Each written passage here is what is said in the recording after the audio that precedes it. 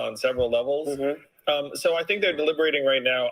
I believe you're going to see them come out one direction or the other pretty soon. But she goes back to the Senate now, which is good. Yeah, I mean, So she's still going to be fighting for working people for years to come. And I just want to tell an Elizabeth Warren story. I got calls from many of the other candidates when I suspended my campaign. And Elizabeth's call to me was so magnanimous and generous. And she had a tough night herself that night in New Hampshire, and you never would have known it. She's an amazing human being, an amazing leader behind the scenes as well. She would have made a great president, I think. She would have made a great president. Yeah. You all would have made great presidents. I mean, there are different. Here, I'm going to link to the screen, you guys. Well, I could have lived without Marianne Williams. Well, yes, but in looking, well, no, she has a whole other thing that she brings. But to me, that's certainly what we have to put it. Yeah. Well, yeah, but what we have right now doesn't work at all. No, and I'll take any of them over this. Look at the fantastic cabinet. Whoever wins the Democratic election is going to have, I mean, look at all of you. Fantastic group of people for the cabinet and for other positions in the administration of probably Joe Biden. We don't know. We'll see who it is. Yeah, someone called us the Avengers, which is nice. Yeah. Be great. Get this country back on track. Yeah. Have you thought about endorsing anyone? Joe called me a couple days ago. I've said I want to have the democratic process play out. I've also said that everyone knows I ran on this idea of universal basic income, and that if a candidate were to come out powerfully for the freedom dividend, that would go a very long way. Yeah. Just to let you know, I asked each and every one of them that came to this table about that and about the things that you were talking about. And they all kind of blew me off in a funny way. Because I think it's scary to them, because it means having to go outside of the norm. And I think that's one of the things that I think got me excited about you, was that, oh, okay, I hadn't thought about this before. When you said, listen, we need to be telling these people they got to pay their taxes. Like, hey, that's right. How come nobody's talking about it? Amazon's paying. Well, you also wanted to give money out, too. There was that's not the thing that got me. The thing that got me was finally somebody said, you do know that Amazon and these other groups are not paying any taxes. And they should be. And we should be getting some money here. That was like, oh, snap. Okay. And it was a fresh idea that seemed to be for the people. And I like that. And if it's just something great for the people, I'm all in. Well, I assume that you will have a platform at the convention to give a speech. I'm just making that assumption you are a major presidential candidate, and maybe you can use that opportunity to implore the rest of the party, if it's that important to you, to do the freedom dividend and the taxing on the tax. Yourself, who do you think would be a great VP?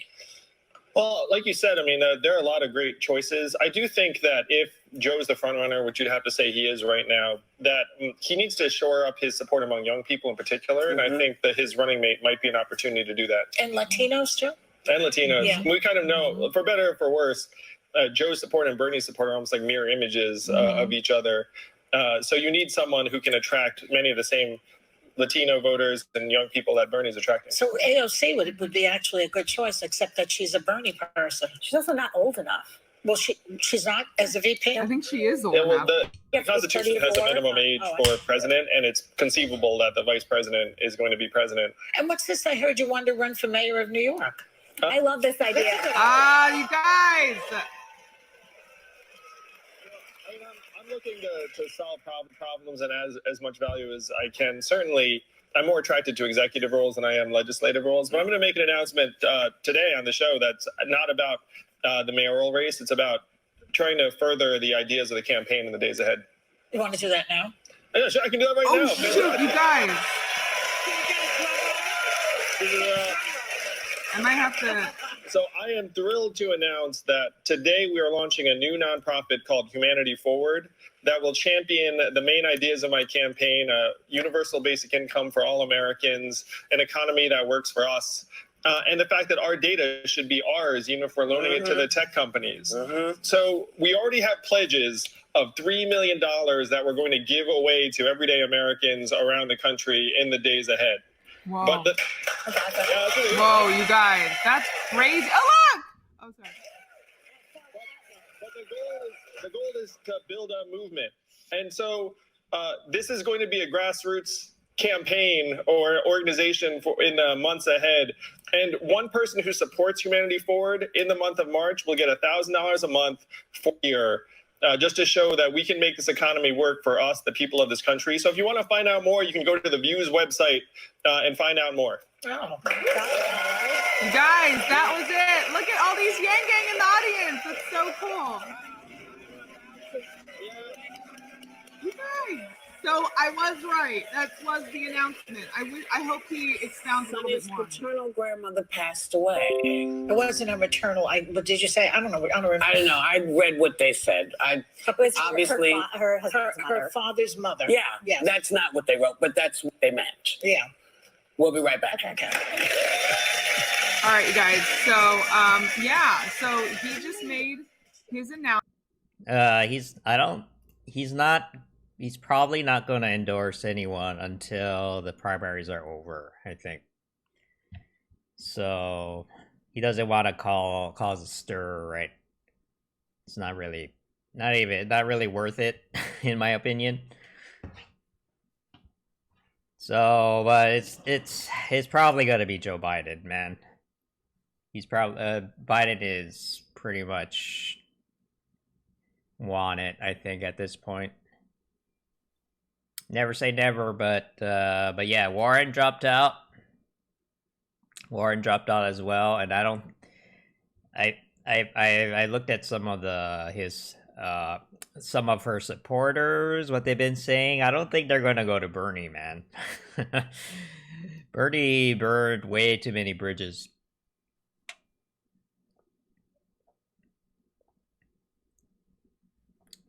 Yeah, for stuff like this. I mean, come on, you know?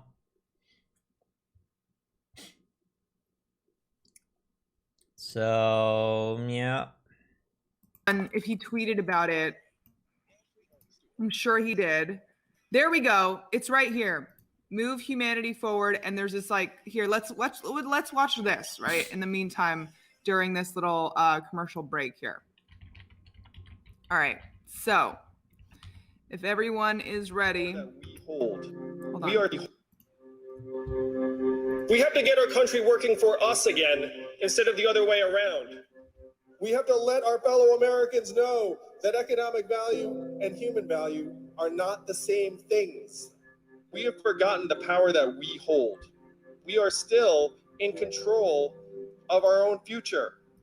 We increased the popular support for universal basic income to 66% of Democrats. We accelerated the eradication of poverty in our society by years, even generations. This wave is just beginning and will continue to build and grow until we rewrite the rules of this economy to work for us, the people of this country. Let's give our kids a future we will actually be proud to leave to them. Let's let them know what people can still do in the United States of America. This is the beginning. This movement is the future of American politics. We are just getting started.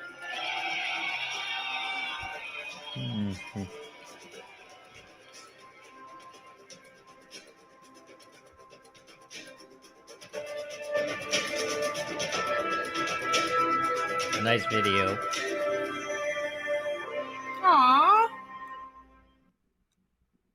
All right, so you okay, so then there is a Twitter account which I'm already following right now. And let's look at, hold on, let's just make sure that this is not. Okay, so it's showing movehumanityforward.com. And okay, anyway, so this is the website that I had showed you guys before. Right, so here's the new video and everything. And we already went through this yesterday. What we do, endorse and private resources to political candidates who embrace universal basic income, human-centered capitalism, and other aligned policies at every level. Empower Americans to retake control of their data and get compensated for its use. activate new voters and politically disengaged, particularly young people and the economically marginalized, mainstream the ideas of the movement through podcasts, traditional media, and high-impact events, launch and support projects and pilots that demonstrate the power and practicality of our ideas in real life. Okay, so movehumanityforward.com. So you guys, a lot of you guys already knew this because this was already leaked. So what do you guys think about this?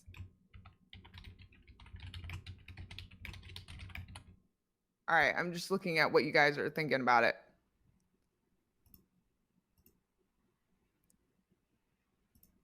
I mean, this is a lot, right? Like, this is a lot of stuff that they're proposing.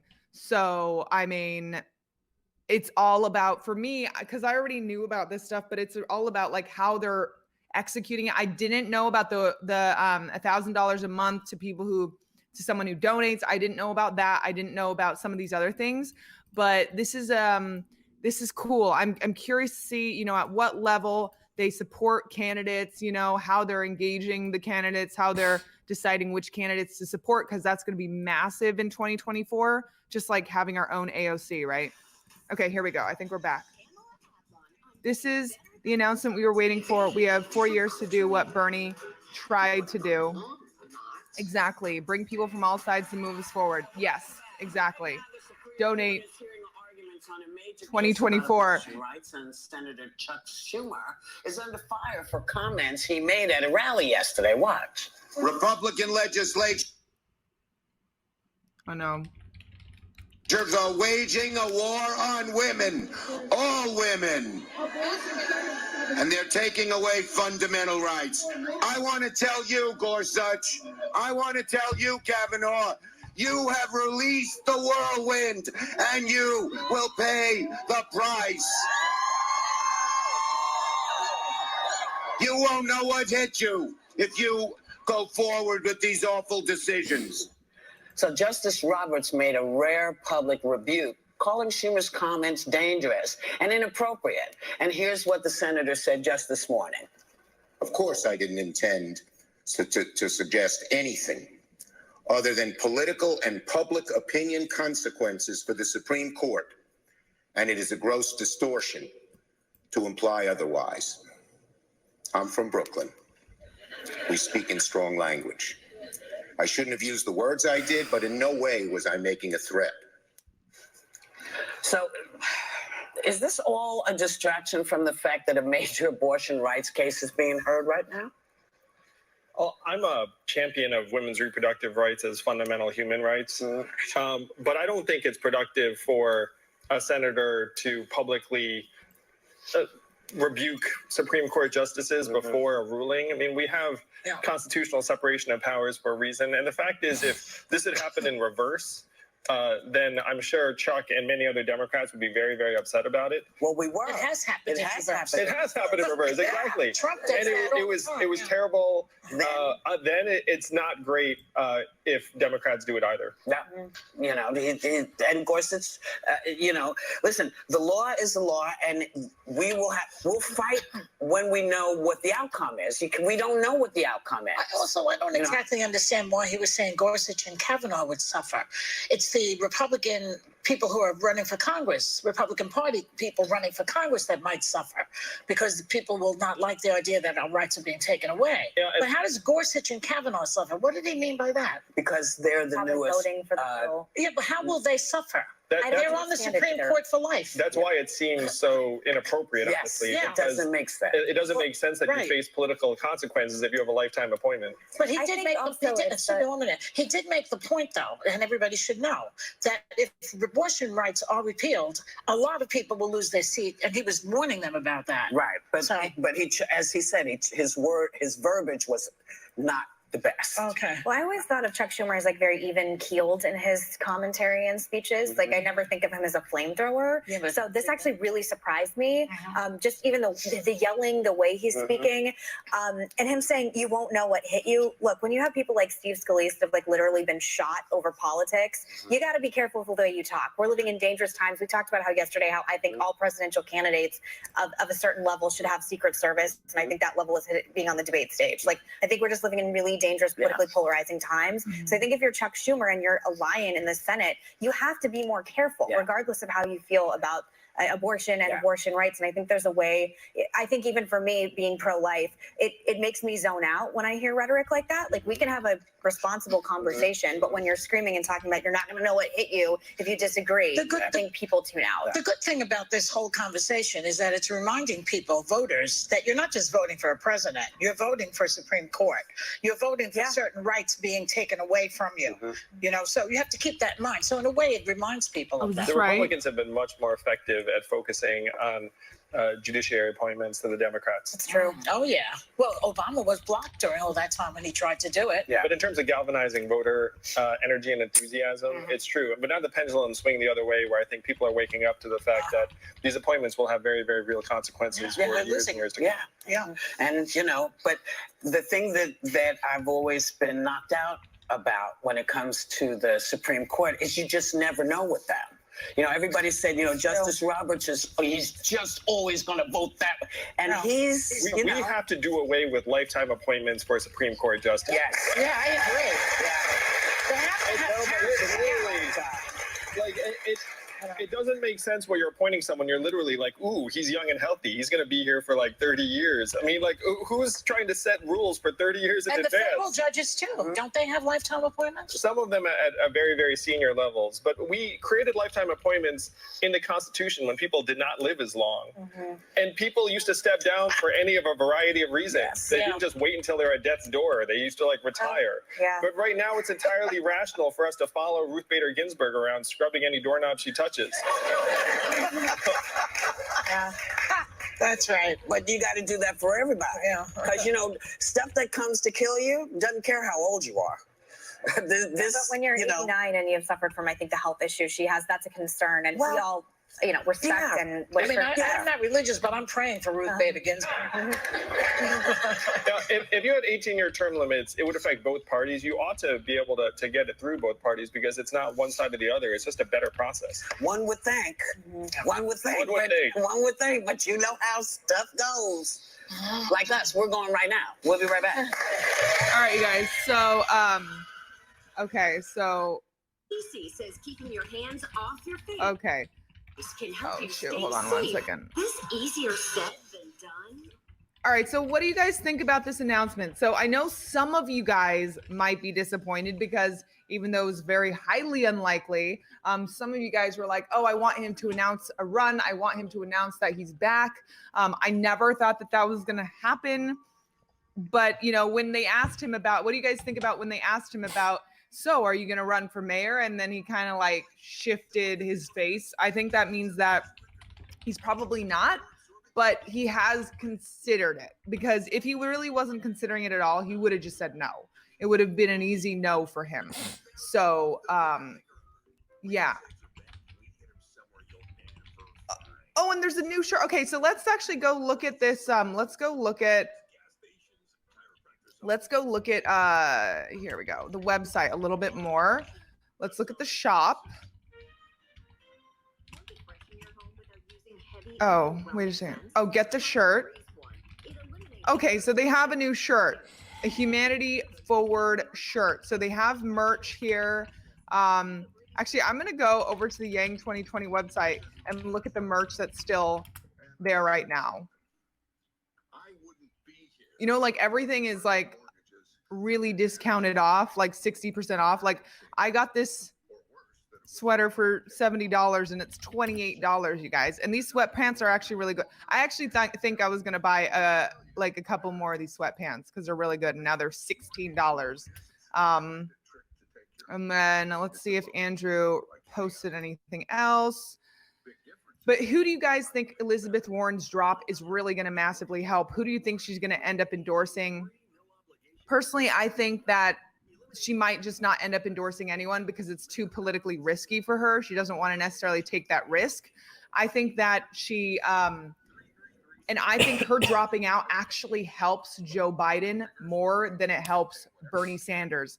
I know that you guys are going to disagree with me on that, but that's how what I think. I mean, she's endorsing Joe Biden. Yeah. I mean, I mean, politically, it would make more sense for her to try and endorse Biden. I don't think he would ever make, but I would be surprised and I would actually be impressed if she ended up endorsing Bernie. I would be impressed. Nerds for Yang posted a tweet that addresses this issue.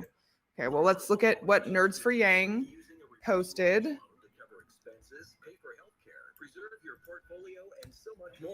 Look, reverse mortgages aren't for everyone. If she was being true to herself, she would endorse Bernie, but I just don't know. All right, so here you go. I trust them. I think you can too. Trust AAG for the best reverse mortgage. Call 1-800-265-3336 so you I think she should endorse Bernie just to. Occasional bladder leakage or urgency. I've had it. I've had it. Had it with bladder. Look at this. Only Biden with an 83% chance of being the nominee. 83% chance. So now the debate is really just going to be, I can't find the thing with Elizabeth Warren, but now the debate is really going to be Biden versus Bernie. And okay, if Warren really cares about big structural change, she would throw her support behind Bernie today. Staying in splits the progressive vote and increase the chances of Biden nomination, which seems inconsistent with everything she said her entire campaign. Full disclosure, I'm Yang 2024, but believe Bernie has a better chance of beating Trump than Biden does. And I don't know anymore, you guys. With the numbers that came in, I'm not sure. However, Steve made a really good point last night, which is that if Biden gets the nomination, guess who's not going to be coming out to vote during the general? All of Bernie Sanders supporters. And that is a significant enough percentage of people. Now, granted, a lot of them are, I feel like most of them are concentrated not in the swing states, but it's still significant enough to basically just hand it to Trump, right? So while Biden might get some more of the moderate votes and might actually get more people to come out and vote for him than Bernie Sanders, he's going to be missing out on a huge percentage of people coming out to vote, period. And that's not going to be good. So honestly, I just see Trump is just going to win. Okay, it's back, you guys. The CDC recommends people keep their hands off their face. They're going to talk about the virus. Coronavirus. Uh-oh. Now, you know who claims he hadn't touched his face for weeks. As you can see, photos from the other day kind of tell a different story. But it is a tough habit to break, apparently. Check out this clip from yesterday's show. Last night, take a look. White House cars forcing Biden. It was actually quite funny. I'm sure Trump is quick and quicker. Really matters. The media things have learned to the God. Oh my gosh.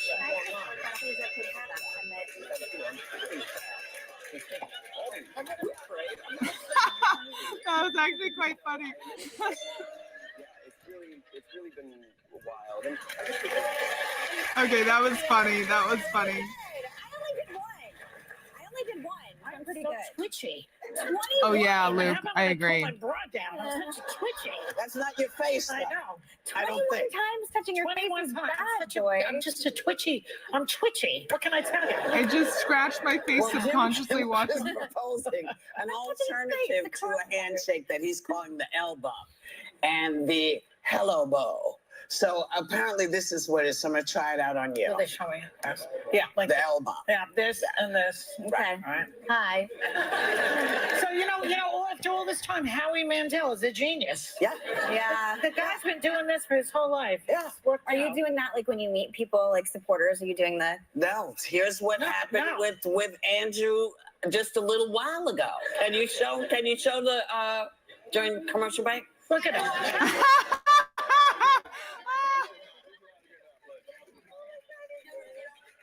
Oh my You god. hear what he said? She said, I'm never going to wash my hand. He said, you should. Oh, you should.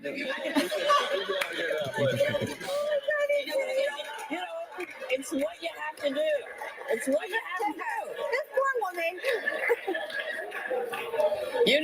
Listen. They got listen, we are dodging so much stuff. We're dodging the flu. We're dodging the coronavirus. We're dodging like stuff that we don't even know is in the air. So just do your best. Okay? Yeah, but don't listen to Trump. Don't listen to him. He was on, I think, Fox yesterday or something and telling people, go to work. It's nothing if you don't feel good.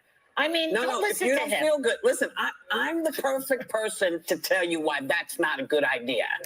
I put off going to the doctor for months last year, months. And I ended up with double pneumonia and sepsis in both of my lungs. So if you don't feel good, pay attention to that. Because if you don't, it can kill you. It almost killed me. Jeez, no joke. Gosh. If you don't feel good, take care of yourself. Gosh, that was You intense. know who notices when you come into work sick? Your coworkers. Yeah, and they are not happy about it. No. They're not like, oh, glad you're here. They're like, oh, no. Well, we bully Joy. We have bullied Joy when Joy has, she's had a cough. We're like, what's wrong with you? I know, they're very. What's happening? We're they're all so up mean at, to me. yes, Well, we you are. came back from London and get the whole table sick. That's right. We were all me and Sunny were like deathly ill, and it was your fault bringing it back from London. But I have allergies. That's not the same thing. I don't Yeah. know. No, you were. I do want to say that all of the Joy. attention that's being paid to coronavirus right now is disproportionate to its genuine threat to the public health. So I think we've been primed by watching a few too many zombie TV shows and movies. But you're much less likely to get coronavirus than pretty much anything else you're worried about. Certainly washing your hands and, just good. That was a good idea before the coronavirus. Yeah. It's a good idea That's now. true. Yeah. That's true. I read that the He's movie really not worried Contagion about is it, like you guys. number 1 or number 2 Contagion, streamed is on it really? Netflix right now, and it's like I don't want to watch Contagion right now. It's okay. It's a movie about the flu. What What I happened? was joking about is that Donald Trump, instead of, or Mike Pence, instead of having this press conference, they should have gotten Matt Damon to come in with Dustin Hoffman and be It's like, Gwyneth everything's Paltrow. going to be all right. That's right. Congressman Swalwell, is that his congressman, right? California. He was on TV giving props to Pence today, which was different than the usual. This is not political. He was saying this is real. And he was giving props to Pence for what the job he's doing and then not giving props to Trump. Because Pence and Trump are not exactly on the same page about this. And let's face it, the president is a reality star. You're not going to take health tips from a reality star. Otherwise, we'll go to the Housewives of Beverly Hills and ask them what they think about the coronavirus. He is a reality star. And she has dropped the pen. I know you dropped that pen. She Joy. dropped that pen. It's ridiculous. Yeah, You just That's watched what he 28 is. weeks later. Drop the pen. Why would Drop you the do pen. that? It's better than touching my face, right? Yes. We'll be right back. All right, you guys. So it seems like Andrew is not too concerned about the coronavirus. And I mean, this is what I said in the beginning where I was like, look, it's already been said so many times during this live stream, I can say it, but it's not, I mean, yes, the percentage of deaths is higher. It's like at 3-point-something%, but then you're not taking into account that there are a whole bunch of people who have it and there are not enough test kits. And doctors are saying that they know 100% that people have it who are working in airports. So don't go to airports, but they don't have enough test kits to confirm it. So those aren't confirmed cases. So, we're walking around, I think, in it. I'm just going to say, so that should be both comforting and then I guess not comforting, but yeah, just wash your hands. Anyway, so you guys, the people who missed the announcement was this. It was, I had actually talked about this yesterday because it was leaked. It was, it's this, right? It's this. Hold on. No, that's not. That's the shop. Let's get out of the shop. And it goes right back to the shop. Okay. It's Move Humanity Forward. It's a new organization that's going to be endorsing political candidates who embrace UBI, empower Americans to take control of their data, right? And get paid for it. Activate the new politically disengaged voter, which is really important. That's going to be really important. And I'm really interested to see how they are endorsing these candidates. Like, are they going to be also training new candidates and people to actually run for office and things like that? Mainstream the ideas through podcasts and media, and then launch and support projects and pilots that demonstrate the power of, and they are doing a giveaway. So if you have enough sick time insurance and savings, exactly. they're going to be doing a giveaway, you guys, where whoever donates, I think either today or something, the first people who donate, they're going to be entered to win $1,000 a month for a year, I believe. So that's kind of cool. And they said that they already have 3 million in the bank committed, 3 million committed to basically for these causes, right? To help these causes that they've laid out. So that's going to be pretty cool. You donated, yay!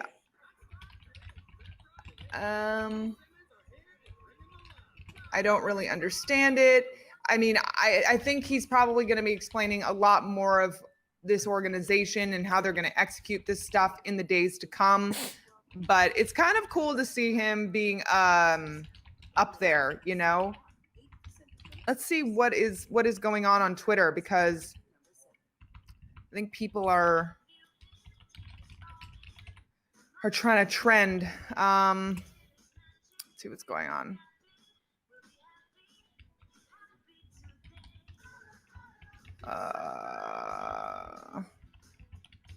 I think it's move humanity forward. Oh, okay, here we go. Let's go here. This is a Twitter page. They're now following 2 people. I'm guessing it's going to be Andrew Yang and Zach Grauman.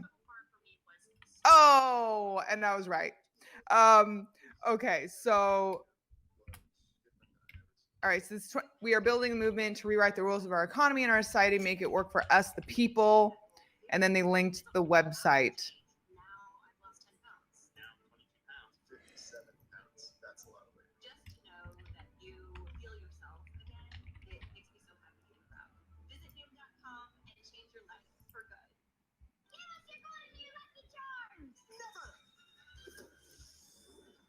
All right, so that's cool. So a lot of people, they already have how many followers? They already have 4,000 followers. But if you have not yet gone and followed them, then go and follow them at Humanity Forward. All right, so it's back. We're back, you guys. I can't wait to tell you this. There's a new dating app that takes a page from the Netflix reality series Love is Blind. Oh my God, you guys. Blurs the profile picture of the person you're interested in. I love this reality show. The more you get to know them fakely on the app, the clearer the photo becomes. What?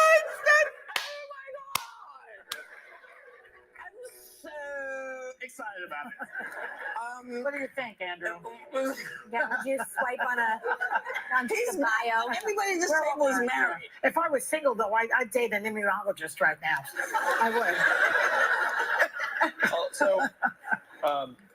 So I didn't use apps because I was a little bit past that time. Right. But I have many younger friends who use apps, and they complain about how right now, like, they're a lot of work. Dating apps are actually a lot of work. And so anything that helps people make connections in different ways is probably a good idea, because there's something really difficult and even dehumanizing about the way a lot of these apps work right now. And a lot of that's based on appearance. So at least this way you have a few more touch points and human connections before you're frankly like swiping right or swiping left. But you know something about that? Like, let's say, so you're on the app and, oh, he's very interesting. He loves science. He loves pina coladas. I think he sounds like he's going to be fabulous. I'm really getting interested. And then you see his picture and you don't like what he looks like. And so you reject him. So now you know how shallow you really are. Yes. It's like a learning tool, really. This app teaches you about yourself. Yes, it does. I'm old-fashioned and dumb. Go to the bar. That's her thing.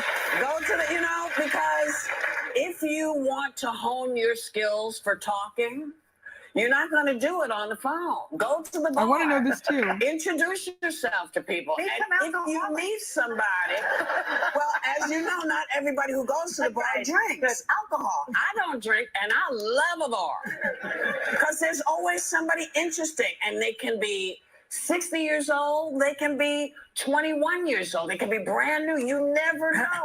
But, a static picture is great, but go and smell them. Smell the people. Smelling app. I I just feel like if you want to remember how to connect, you got to go where people are. This is $1 billion tech idea, Whoopi. I know. It's just like, where you have their aroma as part of the profile, and you like hold the phone up and then Listen, it's like it. I tell you, it would help a lot of folks. Some things you don't want to discover. Well, kidding aside, a lot of people meet people at AA meetings. Yeah. Just saying. Listen. Yeah, but something like 50% of all like relationships start online now. Like Mayor Pete met his husband on Hinge, and this is obviously another presidential candidate. I know. I tell my husband I met on Twitter, which everyone thinks is always weird. Well, we both had blue check marks, which made it easier, so it wasn't like so weird. But there are people that like if you slid in my DMs, you didn't have a blue check mark, I wouldn't respond. No, I don't know if you know this about me, but I met my husband at a semi-nudist colony. I did not know. Yes, she did, and they hooked up immediately. It's a true story. He was naked, I was not, because for a man to see me naked, I have to be in his will. So What?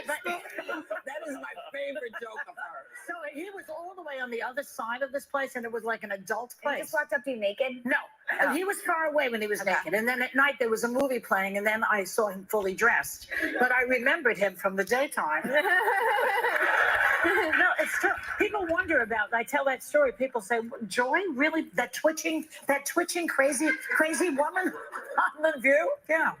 Yeah, you had a sexy history with Steve meeting at a nudist colony. Yes. Little did people know. I'm sorry, semi-nudist colony. Because she, of course, was I was totally dressed. This is like the opposite of the app where you knew exactly what you were getting. That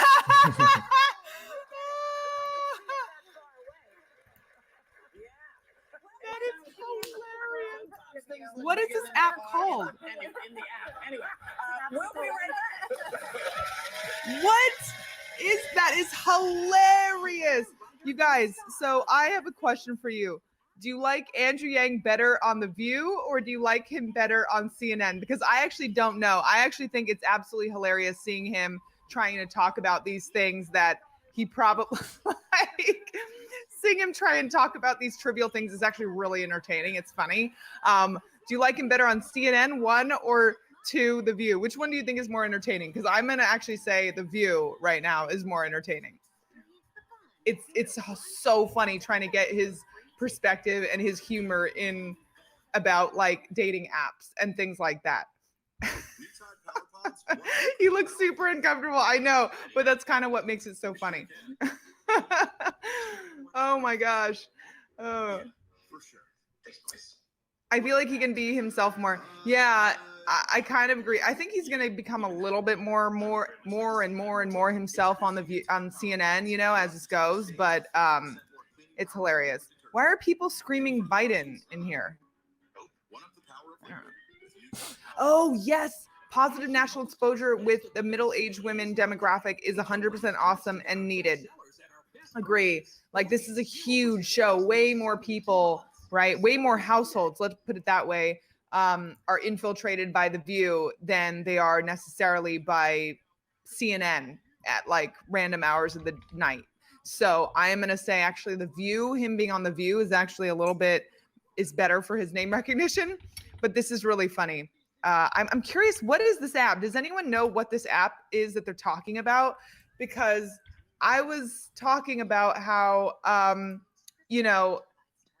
Steve and I was watching Love is Blind. It's a reality show on Netflix. If you have not heard about it, and it's actually incredibly addicting. I'm not like a huge reality show person. I can't watch The Bachelor or The Bachelorette. It's way too cringe.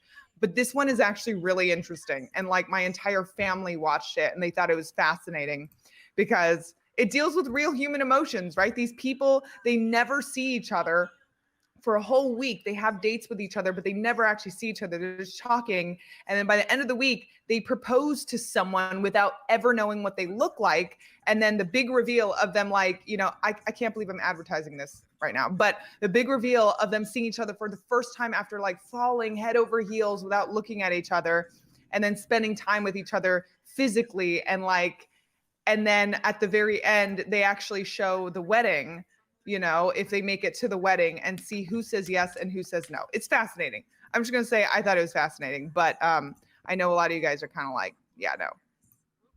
Oh, that's awesome. Yeah, I think it's a great way to see his personality and get to know him. It makes Andrew look more human and approachable. Agree with that.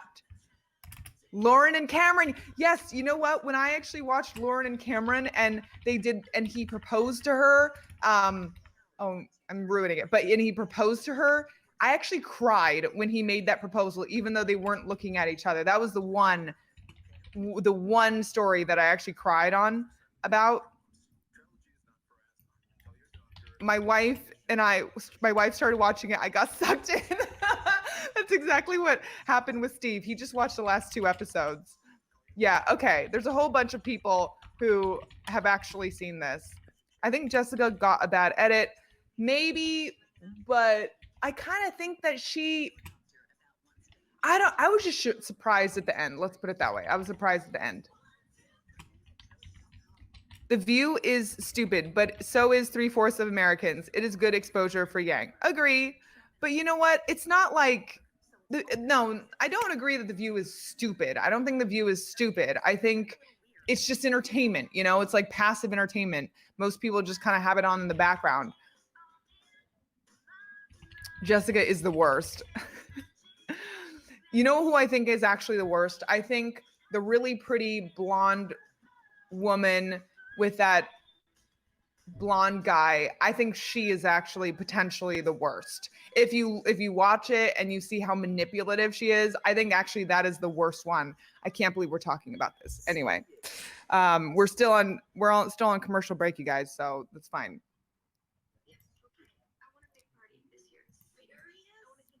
Yeah, everything is stupid. Yeah, it's middle-aged lady entertainment. It's fine. All right, you guys. I don't usually think stupid things are entertaining. Okay. I think we're back on that lovely note. Pamela Adlon is the creator, writer, and star of the series Better Things, and she's kicking off season 4 by helping her friend deal with a devastating breakup. And some people who need to mind their own business. Take a look. You could have used less of a blindside, but garbage into gold. Let's go. Oh, hi. Do you want to know why she's crying? Is that why you're looking? Well, she's 40. Her husband just left her. She's got macular degeneration. She's got a 6-year-old and a semi-new baby. And she's going to be 50. She's 50! Please welcome Pamela Adlon. Agree.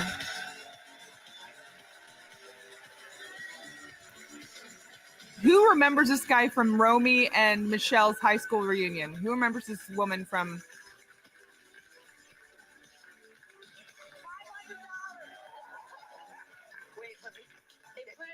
Wait, is that the same woman? Okay, I don't know if that...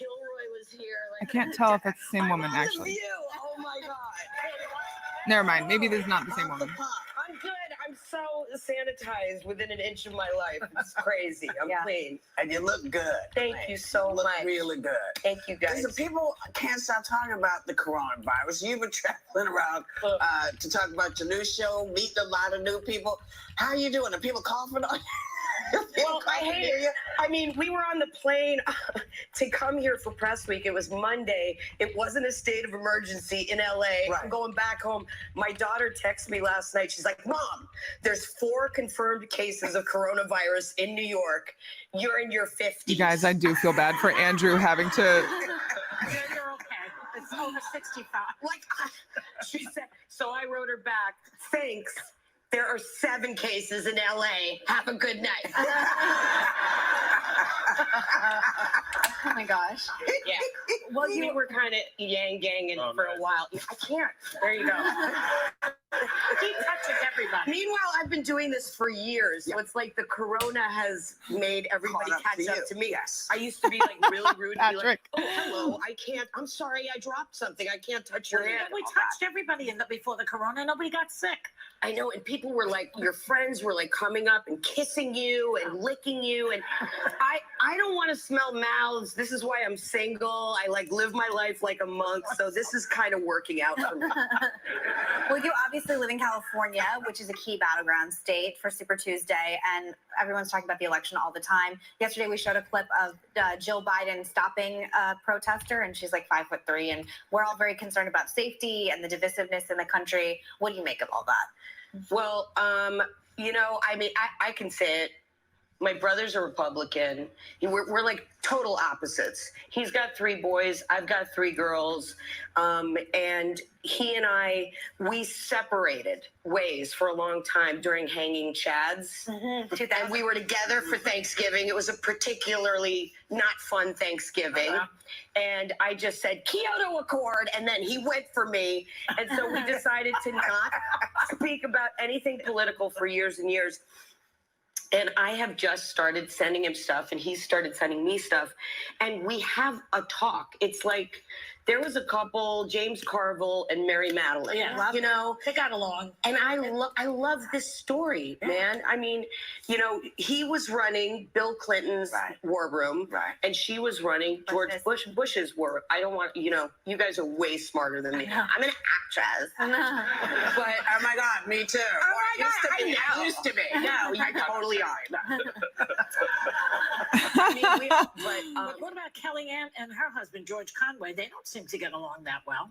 I don't. It's so weird. So because weird. Everybody's like Hang in there, tweeting Yang. and whatever, and it's a fascinating train wreck Yeah. to me. Oh, James man. Carville and All right. Mary Madeline are like what to do, and I always think George Conway and Kellyanne are what not to do. Yeah. Like in political relationships, like 2 great examples. And he's like tweeting nasty stuff to her all the time. It's bizarre. Well, you just want to know what it's like at home, at the dinner table, or in the bedroom. I think he's brilliant. He's brilliant, the husband. No, I guess. Oh yeah. Maybe they're sitting there in the. I gotta look it up because I don't know. He goes after Trump. He goes there. mercilessly. Oh yeah. And there she is defending him on television. It's ridiculous. Maybe that's what the dinner table looks like. They're like tweeting at each other. No, they are. Or maybe they're just messing with everybody. Maybe they actually get along fine. Well, it's sad because their daughters have to read this crap on. And You know, listen, this is how it used to be. You could have arguments with people, but then you still said, you know, your chicken might be dry, but I still like you. There you go. You know? But you're right though, because it might be a turn on, a game.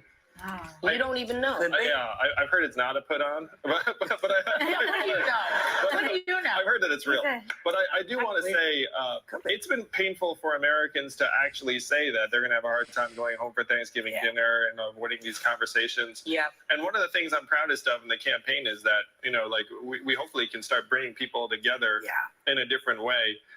But Pamela, you know, you've been in the business for a long time. I can't believe he knows who I am. Well, we told him. Andrew, we told him. Thank you.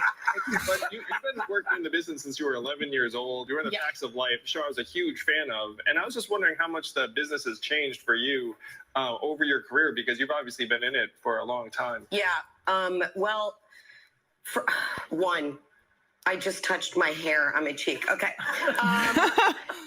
For me, it's been an incredible journey because my dad was a writer-producer, you know, and so I grew up on sound stages, on New York morning news sound stages with my father, and it was always men.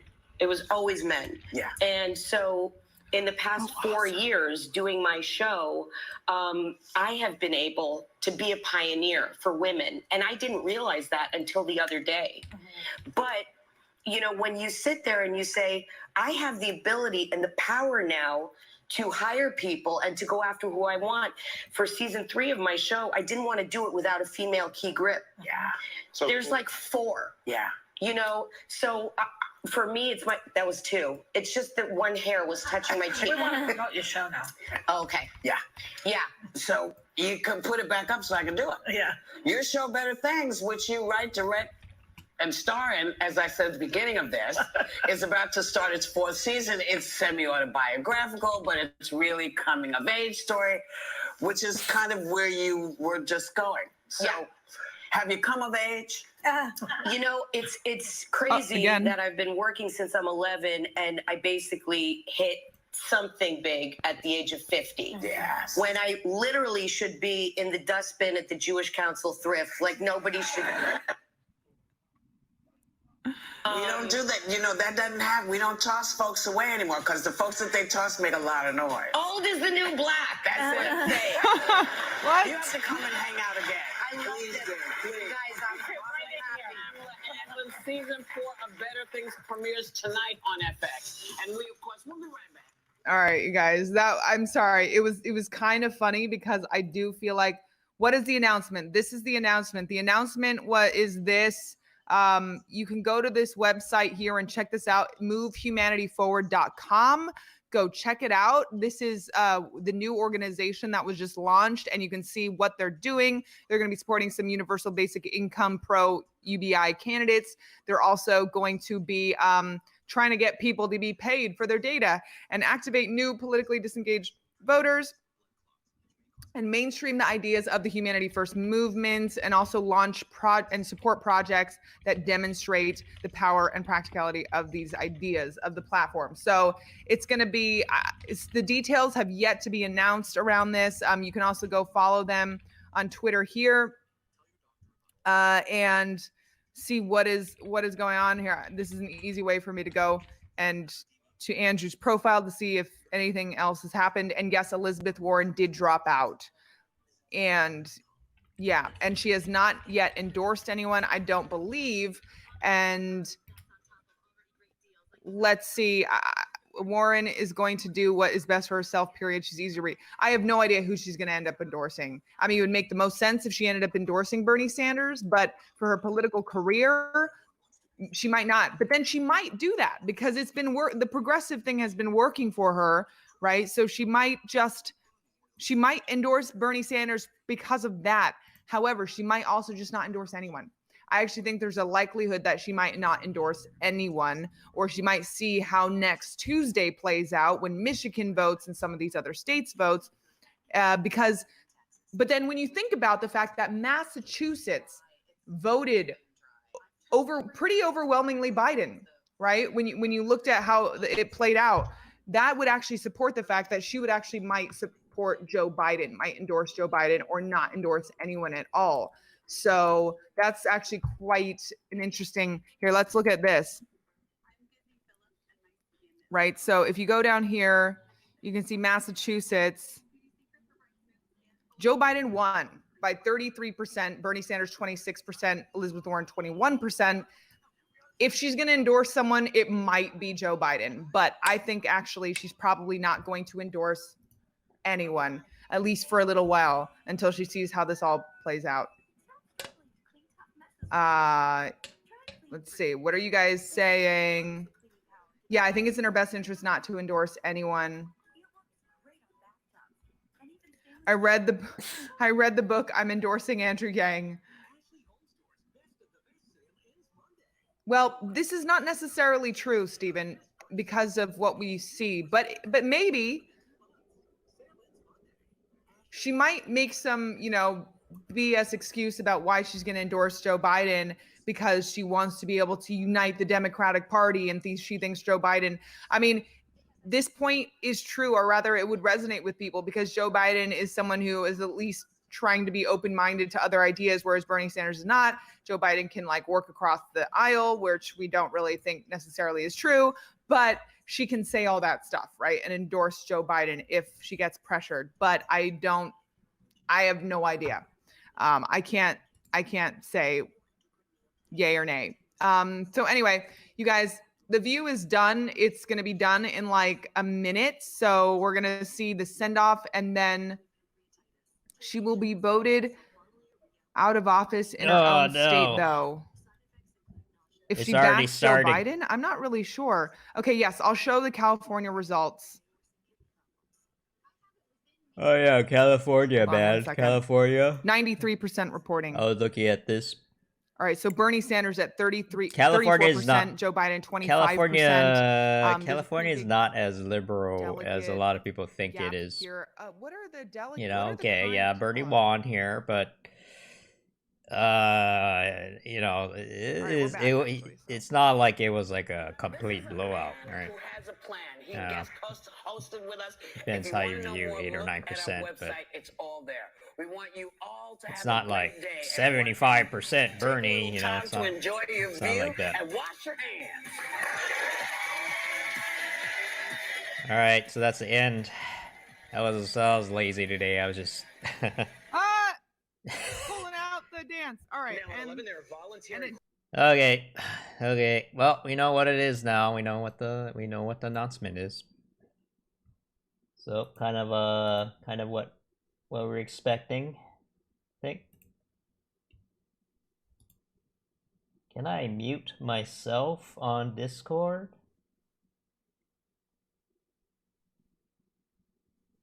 No, that's not a good idea.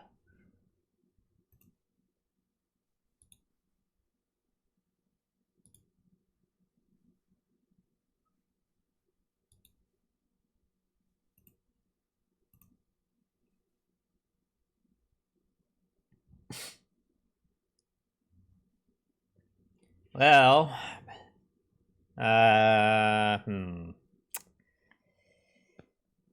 yeah, you know, Trump is gonna make fun of Biden's misspeaks.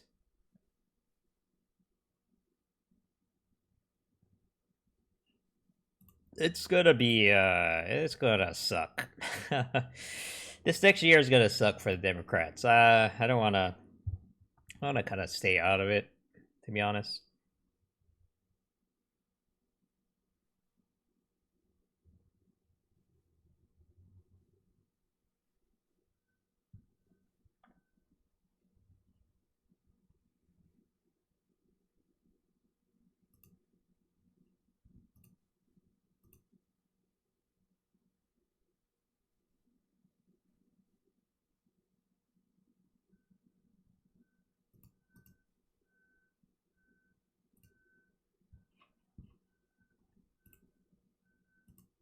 Oh, what happened to?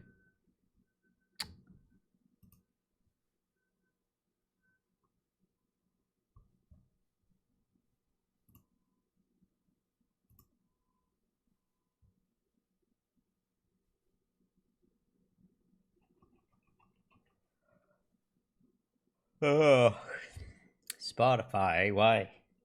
Oh, there it is. Back of the yards. Back of the yards. Not in your backyard? Yes, in my backyard. Okay.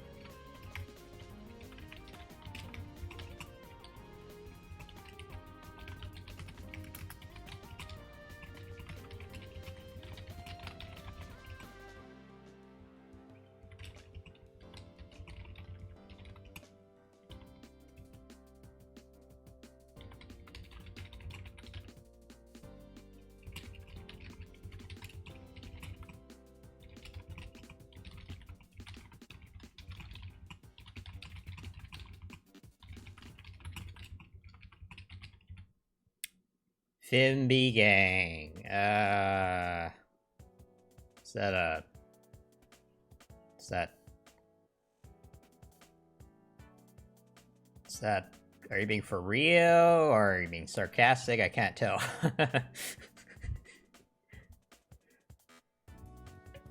I mean, I do support public housing, so... Sure.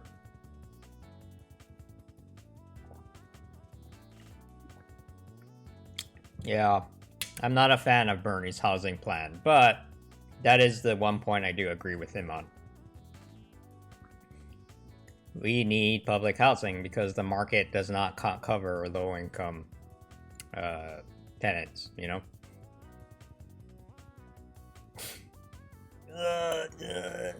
But we can't even do that in California, oh my god.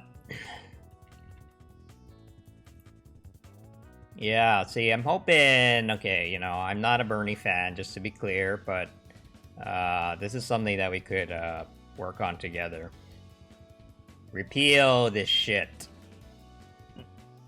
Repeal this. Too many libs in Cali? I can't, what? Okay, so you're not, okay,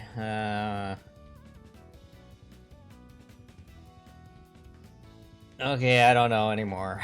Whatever. Whatever, anyway. I think this is, we can't build public housing in California. It's bizarre. It's this bizarre, unholy alliance between the NIMBY, the progressive NIMBYs, and the conservatives. They're like, yeah, let's get together and not build housing for poor people. Fuck them. It's bipartisan. Oh my god. It's bipartisan. Wow. It's bipartisan nonsense.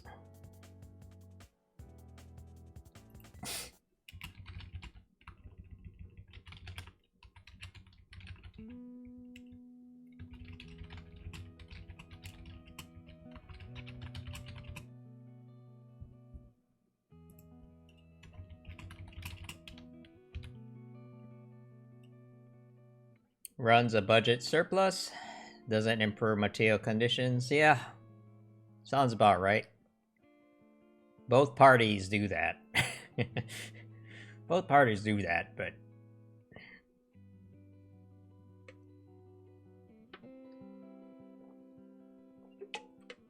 so the Democrats, they're like, hey, we have a surplus, let's spend it on government programs that don't work. Hooray.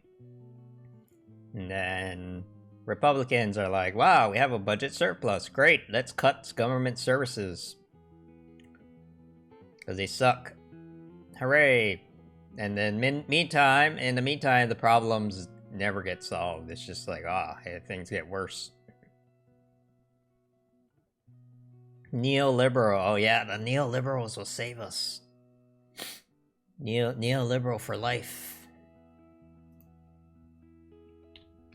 Some of my friends are this. This is the strangest subculture I've ever been.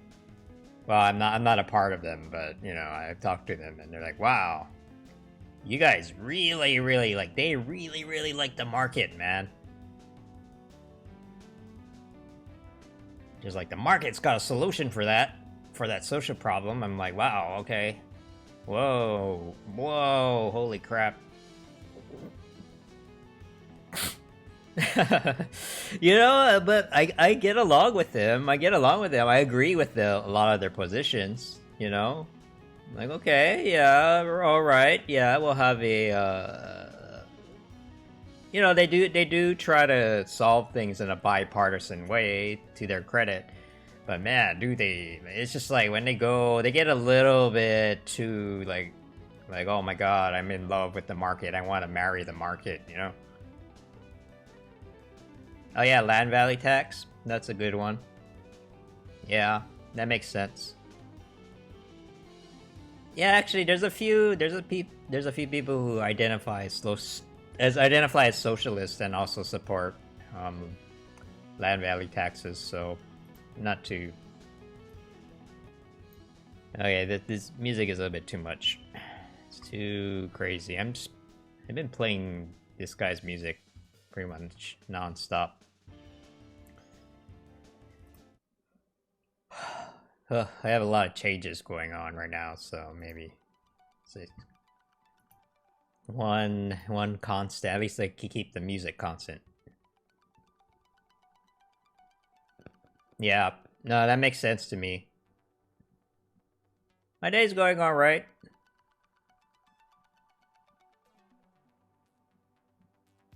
Oh man.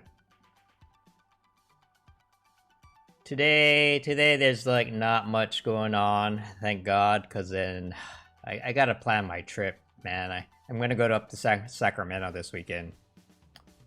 I'm gonna go lobbying, man. I'm gonna lobby for UBI.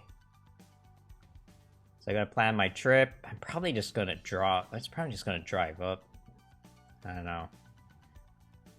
It's kind of far though. I should take the train. I should, but I don't want to go to the. Oh man, if I go to, they just said don't go to the airports because you're gonna get coronavirus. Shit.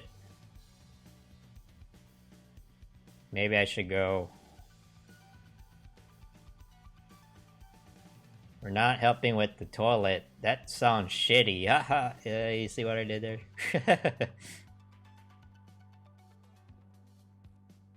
I don't know how you went from broken toilet to Jesus. You know, that's if you don't clean the shit out of the toilet, then you don't believe in Jesus. Is that what?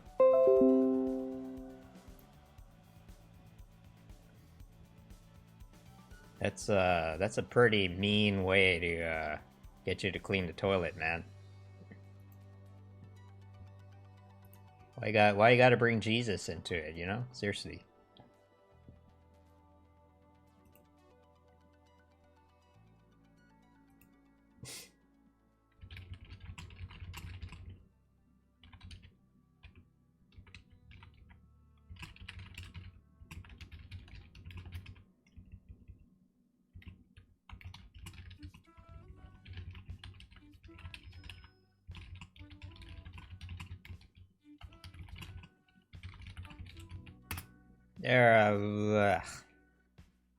So, man. I really think you need to find your own place, Aqua. Like, it seems like you're just, like, getting into fights with your siblings all the time. You know? It's hard, though.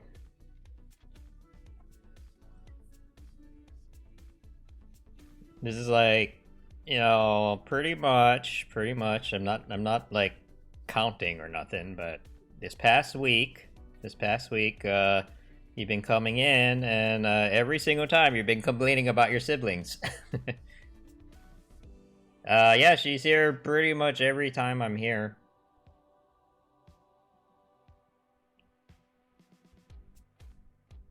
Yeah, no, it's she's been actually one of my most consistent viewers here, so I don't know. It breaks up the like talking about politics 24/7, right? So it breaks up the monotony a little bit.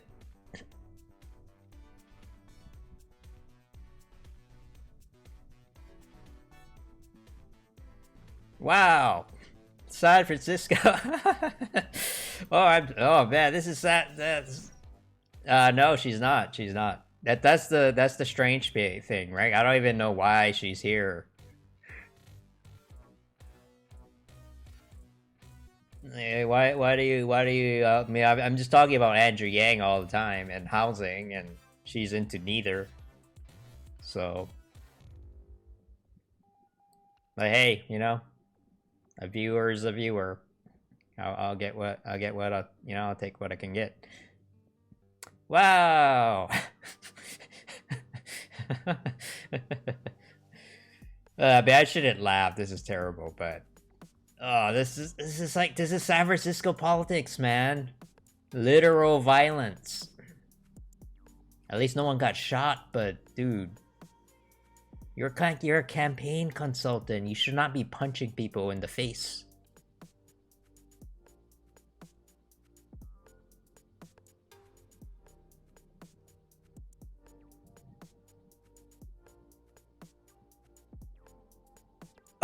Oh my god, it's Aaron Peskin. Oh no. Oh god. Oh god, oh this is too rich. Oh man.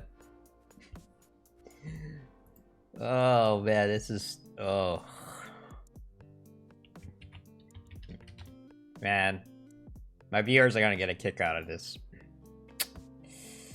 Yeah, one of Aaron Peskin's one of Aaron Peskin's, I think that's what it is.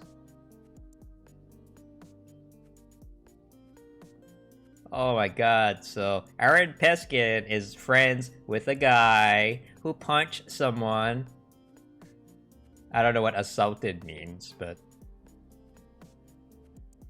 oh god, and then Bernie totally endorsed this guy. I shouldn't laugh, but I mean, oh my god, it's just so perfect, you know? It's just like, wow. See, this is why people don't want to vote, you know? This is why you lost. You know, like, it's just... Wow.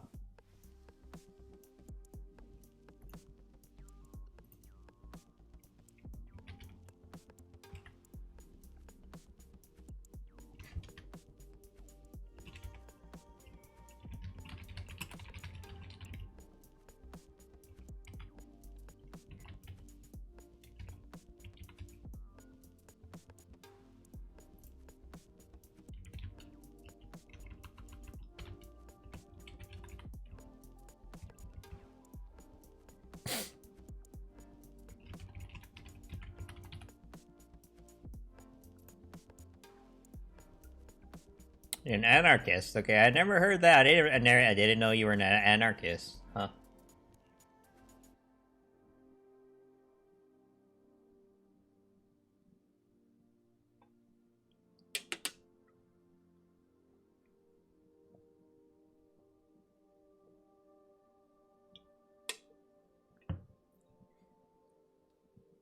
They fired him. I know. I mean, after he assaulted the after the assault, of course. Oh, that must have been so hard for Peskin. Oh man, and he was a friend, and I'm like, look, you're my friend, but you can't be like punching people in the face, you know, just because you disagree with their politics. I mean,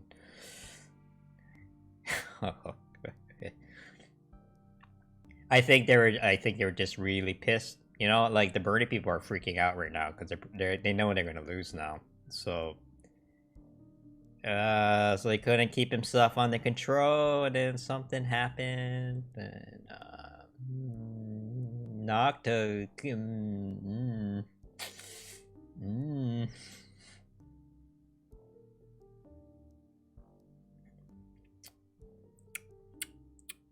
It's too good because man, I hate this guy. I hate this guy. Okay, I don't hate a lot of people, but this guy is he's something else, man. He's like the biggest NIMBY in the universe, and you know.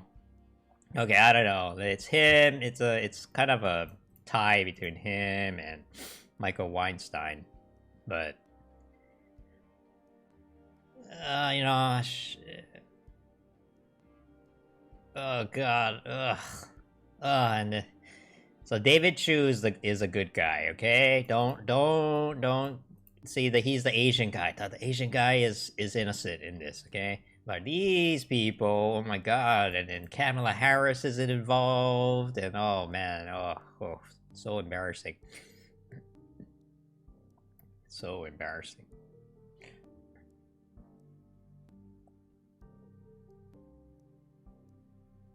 Okay, so what happened?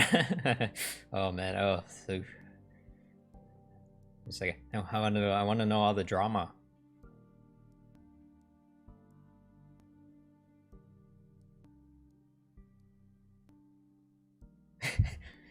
She was toxic masculine. Oh man, I'm trying to imagine what happened. You know, like let's see.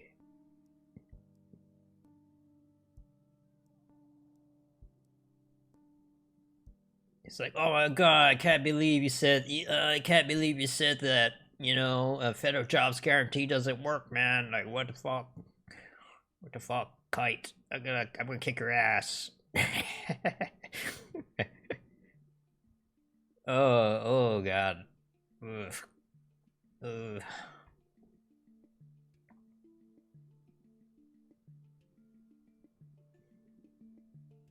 It was at least he apologized. At least he apologized.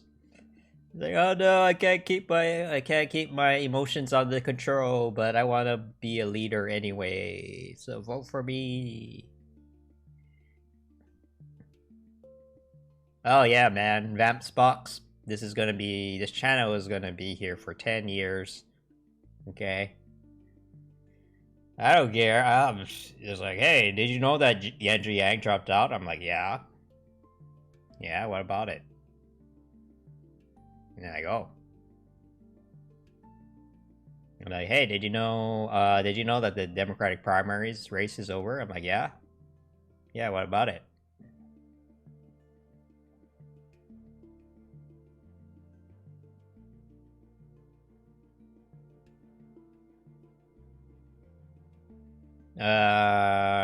Whatever. I don't know who is doing what, but can you knock it off or whatever? Just don't get.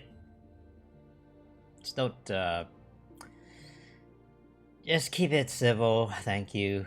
Yeah.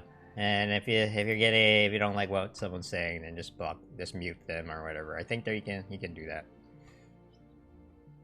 I gotta wait until QOP comes in though. She'll get a kick out of this, man. Oh, bad.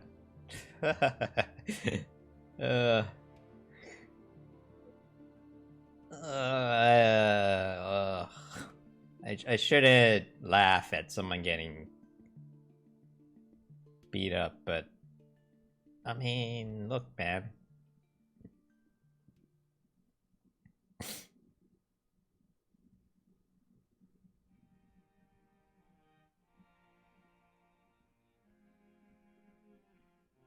Resurgent.us, okay. Oh, dang gang, sure. Let me first check to see this is not a virus.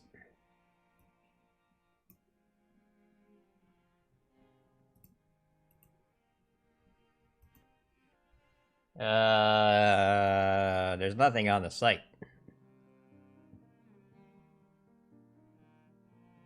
Oh wait, it's a Facebook group. Okay, wait, hold on. I wasn't paying attention. That's why.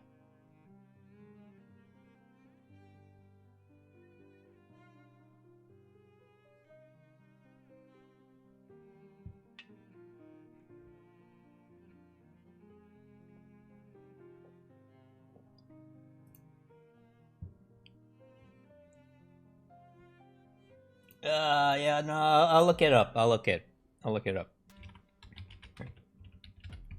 Let's see. Huh. I don't see it. It's not, Resurgent. Oh. It'd help if it was spelled correctly. Oh, yeah, there it is.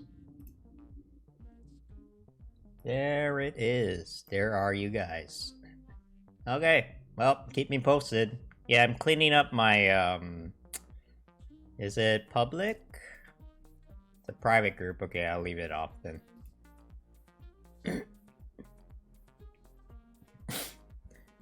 Okay, cool. Well, yeah, just keep it posted. There's lots of people doing a lot of things. Oh, here, Kill P. Hey, you're gonna get a kick out of this. Look.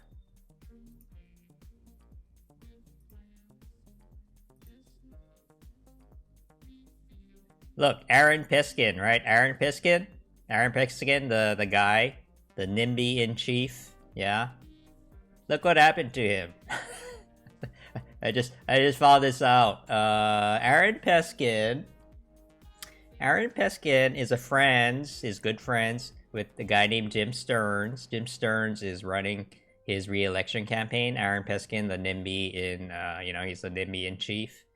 And look what happened. He got pissed and he attacked someone.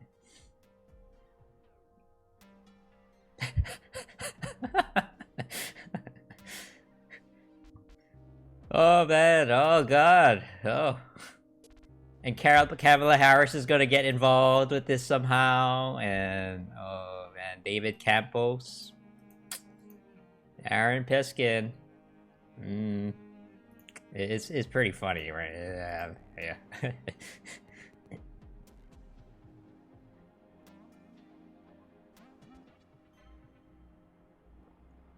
So anyway, he got fired, but for good reason. Yeah, man, and it was like, but he, to his credit, he apologized. He apologized for it.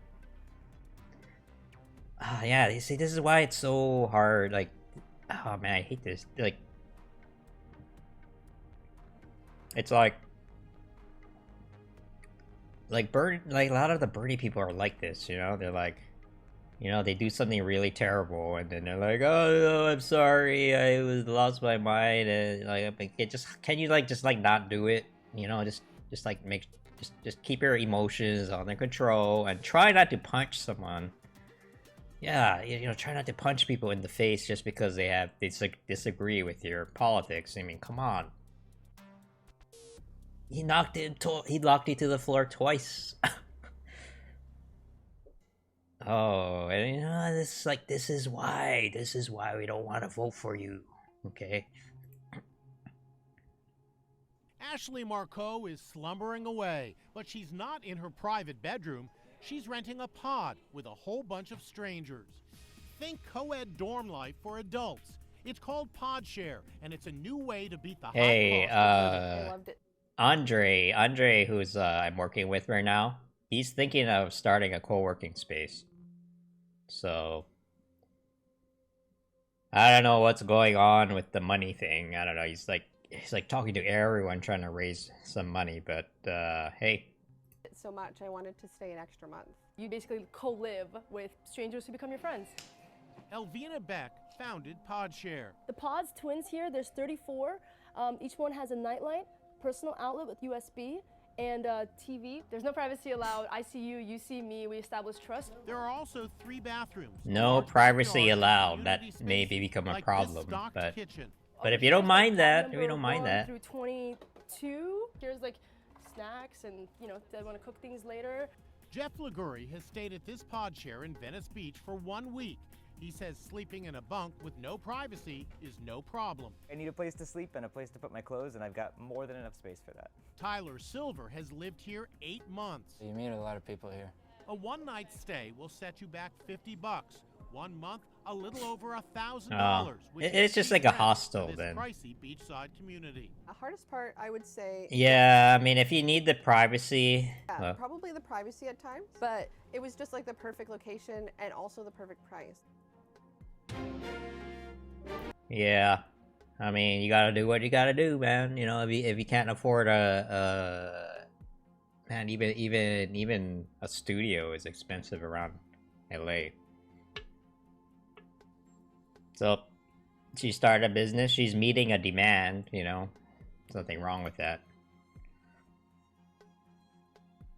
Yeah, but you gotta be careful about co-living spaces, because,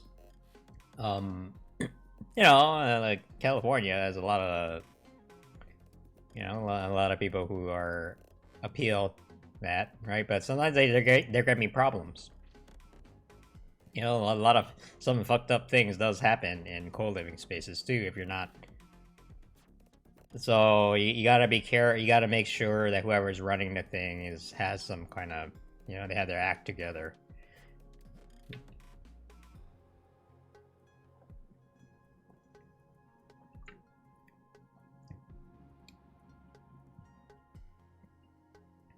Man, California needs to make rent low so people can start a proper life. Yeah, tell me about it. What do you think I've been talking about for the last 5 years? I've been saying the same thing over and over and over. Build more housing. All types of housing. Oh yeah, so here's the big announcement. Here's the big announcement, yeah. I got up early today because Yang was on The View this morning. He announced his Humanity Forward Fund, so now we kind of have a pretty good idea what he's gonna do. So now we're gonna go like figure out.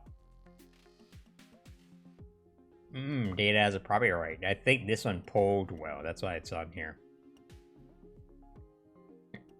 Yeah, Vamps Box, I agree with you. Like really, the housing crisis is a housing supply problem, you know? And oh my god, it took so long just to get people to acknowledge that is a thing. You know, a couple of years ago, we were like, hey, there's a housing crisis, we don't have enough housing. People would be like, people would laugh at you. They'd be like, ha ha ha, that's so ridiculous. And now that the homeless problem is just spiraling out of control, and finally people are like, oh, maybe we should build more housing. But yeah, you know, it used to be that, no, we don't need to build more housing. Now it's, yeah, let's build more housing, just not here. You know, just don't do it here. So this is our biggest problem now. And Andrew Yang knew what the problem was. These people. You know, it's like everyone else was too scared to like mention this. Yang was just like, yeah, you know, it's the NIMBYs in wealthy neighborhoods that are the problem, you know? I'm like, oh, yeah, you're right.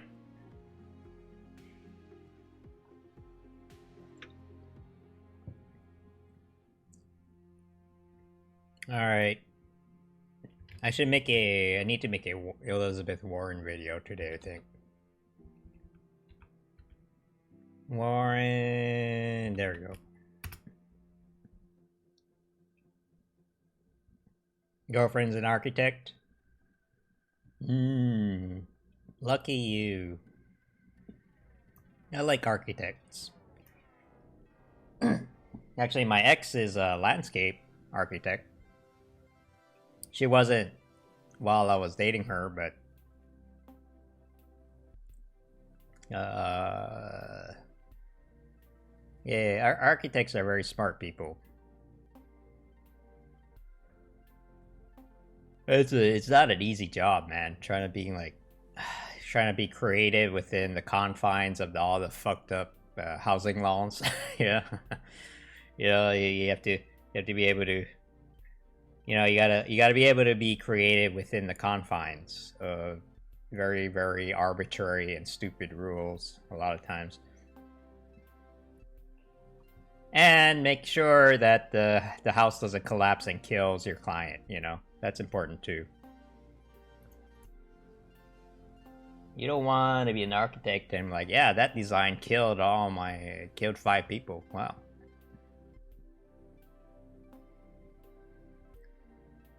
What are your capsule homes? Oh, wait. I gotta show you guys something. Shoot, I wonder if I still have it.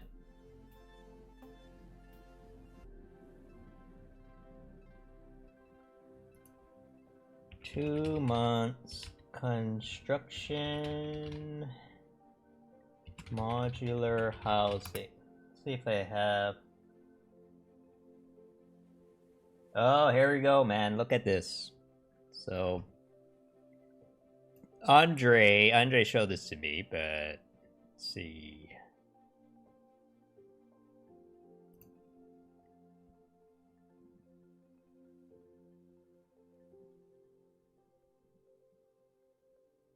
So, modular construction is kind of a new construction technique that lets you build things really, really quickly.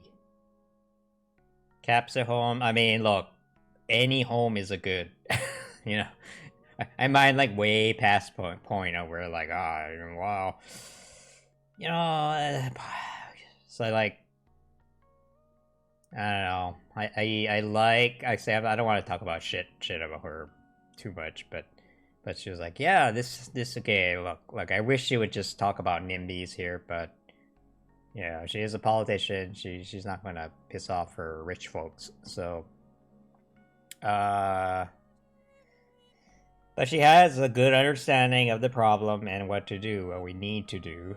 But at the very end of her campaign, she was like, but we need to make sure that all homes are like, 100% sustainable, or, and then I got like, yeah, that sounds nice, but how about we just build anything? So, yeah, so I'm pro capsule homes. I'm pro any type of home. I would like the homeless population to get out of their tents and have like a lockable door, Hi, I'm Mike Holmes. I've been making it right in construction for over 30 years. I've had to fix construction mistakes. Okay, no, I need something better. How about this? Nope.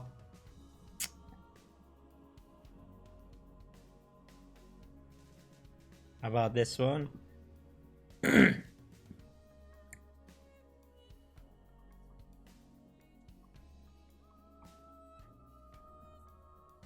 Where's the... is this it? Nope. Yeah, give me a sec, I'll find it.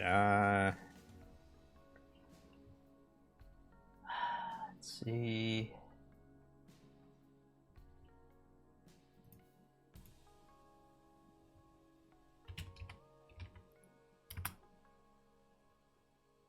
Pre-inspection... long game...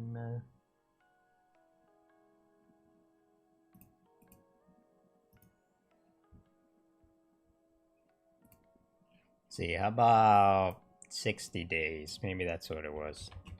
60 days? Oops.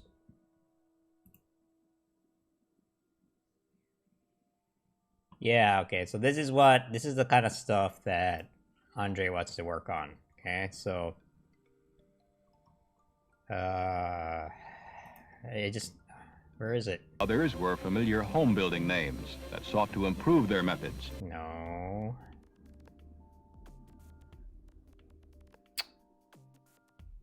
Oh, okay, there we go. See? People are like, oh my god, how are we gonna work our way out of the housing crisis, right? We're all fucked. But we can get out of this real quick if we do stuff like this. See, China's doing it already.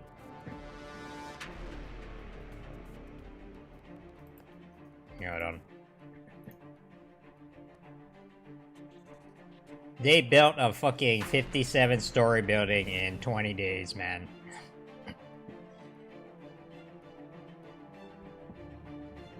See, we can get out of this housing crisis really quickly if we want to. There's people already there wanting to do this stuff. I gotta use the bathroom. We'll be right back.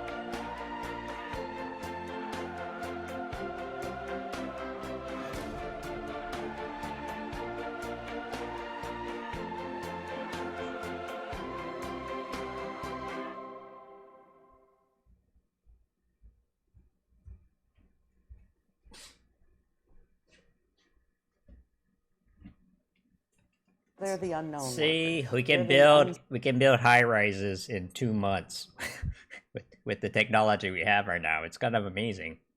How about this one? 30 story in 15 minutes. Been cleared and released.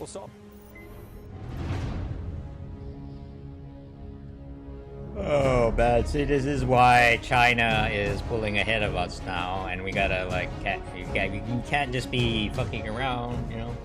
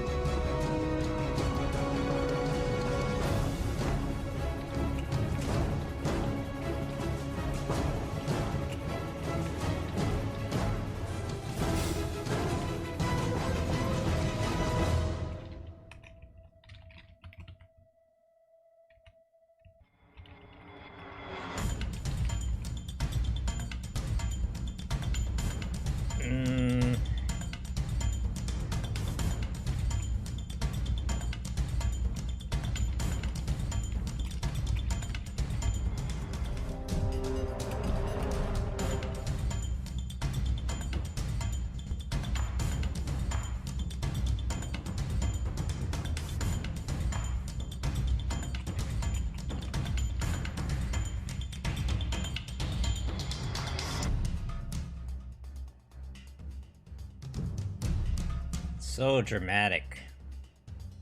Man.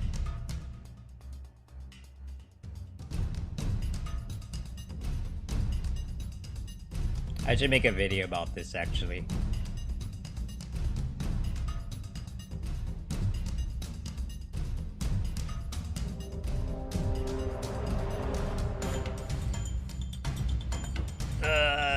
Okay, something air quality. Oh yeah, air quality does suck. Look how it is pretty. You can see it. You can see the pollution. All right. Wow. Good for them. Good for the Chinese. Oh, bad for us. Solving Southern California's homeless crisis, NBC4 is the first to get access to this large development designed to house, employ, and rehabilitate the homeless. NBC4's John Kenny gives us a tour. They're sending them off to Lancaster. In Lancaster. Some politicians have been talking about this for a while, but nobody's actually seen it until now, which is why we wanted to bring you here to the 14-acre Kensington campus. And what they're saying is that's kind of ways away, aren't they? Permanent housing over here. There are 50 units right here. There is an office building here, basically. This is LA probably worked out a deal with the city. This is going to be the dining hall for those who are living in the temporary housing. More permanent housing over there, another 50 units. But I want to take you. What are they going to do? That's the problem. Like, I'm just going to hang out. Of their temporary housing units. Inside, it might feel a little cramped, but it's not supposed to be too comfortable. This, again, is a temporary housing. This is what one unit will be like. One person would stay in this small area. They'd have their own door here. There's a little bit of privacy. That's part of the point here. They do have showers, restrooms, facilities here as well, which is also part of the point. I don't want them to feel like they're being institutionalized, but I also don't want them to feel like they are, they've got a scarlet letter living here. LA County Supervisor Catherine Barger invited us on campus to show us around. People concerned will run the facility. A total of 150 permanent housing units. Those are 1-bed, 1-bath apartments and 156 temporary beds for both men and women, with 24/7 services that include medical care, drug rehab, and vocational training. Kensington campus was always envisioned not to be just a housing development, but to be a therapeutic community. The idea is to get as many people off the street as they can, and as quickly as they can. But again, this is only temporary, and as you can see, very much still under construction. The hope is to have this entire campus open by June, and then within what are they gonna do? To know whether or not it was actually successful. Okay, well, they don't. Oh God. Ugh. So they're gonna ship off. Are they shipping out the homeless population out here, or is this just a Lancaster thing? I don't know. Either way, what are they going to be doing? That is always the problem, you know? Alright. I'll save this thing for later.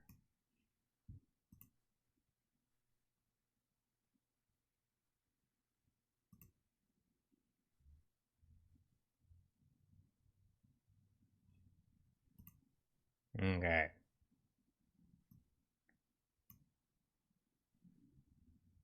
Can you make a video about the Lancaster thing? Sure, I guess. Been cleared and released. Well, I guess so. Sure. Man, I got a lot to make. I guess I do have time today, so I should. I wanna make a video about this, but that I don't know. It's just like so fitting, you know. I'm like, wow, okay, wow. But that'll just be another anti-Bernie video, and they're hurting right now. They're grieving their candidate. It's kind of sinking in that they probably they're not going to win. So I feel like that would be just like adding salt to the wound. I don't want to be too mean.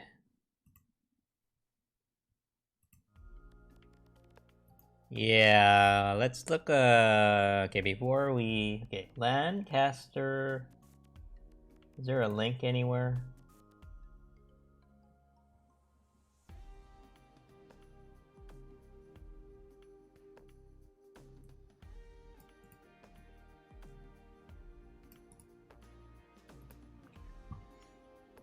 Let's check. Maybe people are talking about it. I don't know. Let's see.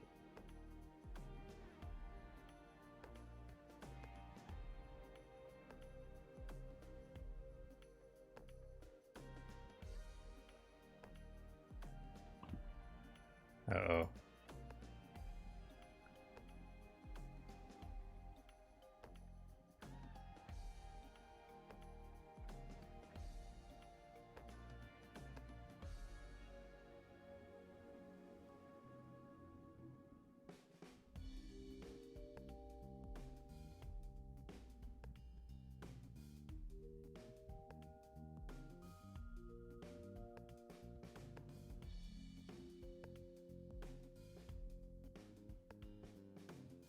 So are they part of the LA County?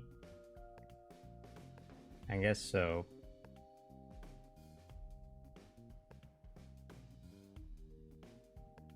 Okay, I guess it is for Lancaster, so yeah, that's fine.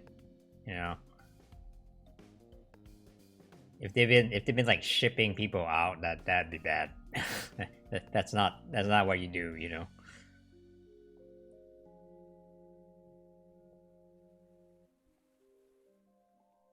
Okay, I don't know. It's not that scandalous, honestly.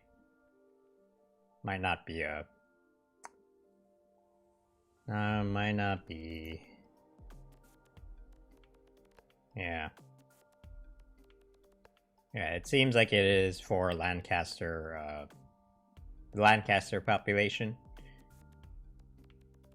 I mean, it does not solve the problem, right? The problem is to build more housing. It's kind of weird that out in Lancaster they wouldn't. See, you would think that there's plenty of land, to build things. Take a look. There's a ton of land. Look at all this empty space here. Jesus Christ. Well, yeah, look, it's all single family homes, right? Pretty much 90% of it is single family.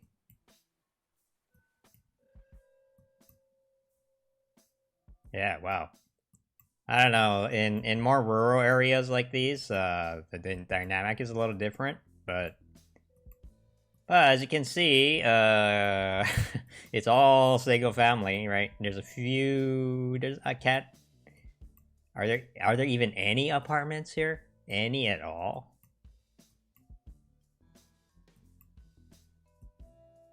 Yeah, wow. Right, so you're either living the American dream of owning your own house or you're on the streets. It's one or the other.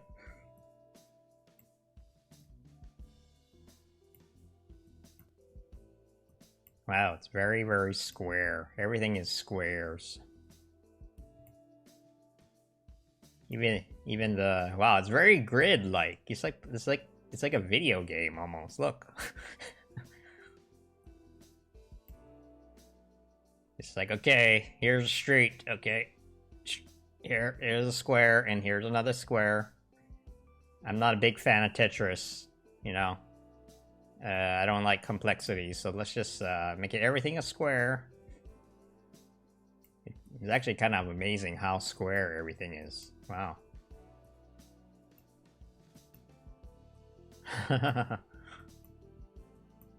Must be easy to deal with, though, you know.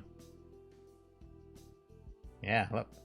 It's all in a nice grid, and all the way out to here. Oh yeah, no. They get that's a problem too. Like cities, I mean, they've been doing this for years though. They're like, ah man, look at all these homeless people. Oh, why don't you go over there and away from our city, right? And imagine each of these neighborhoods, all of them doing that.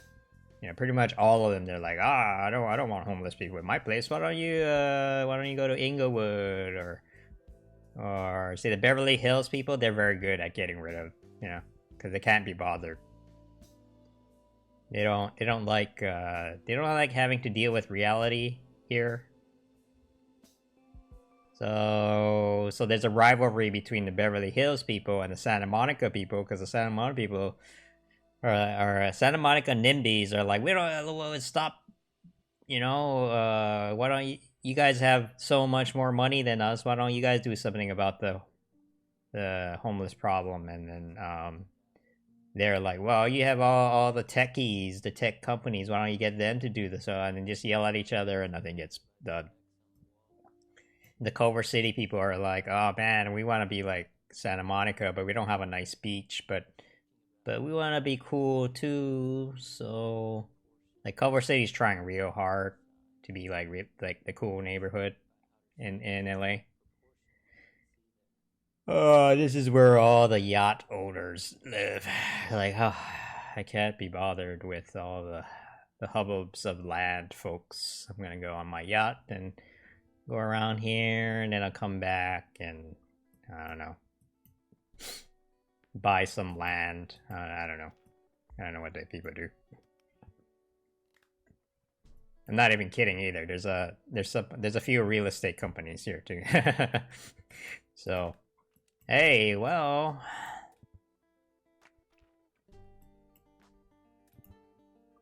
okay, Elizabeth Warren. What about Elizabeth Warren? What do we say about Elizabeth Warren?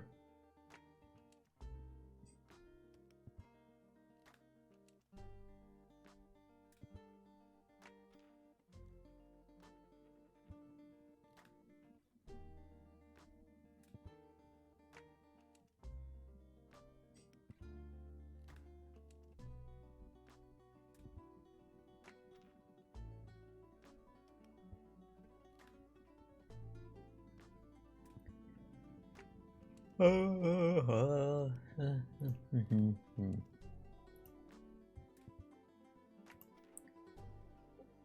man, I really want to talk about this. Doesn't seem like it's a good time though.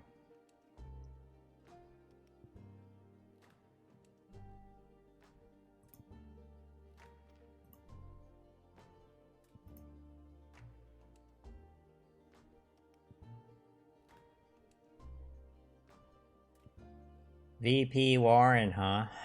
Okay, well, let's see. I mean, God, I'm just like not seeing a path for the Democrats to win this year.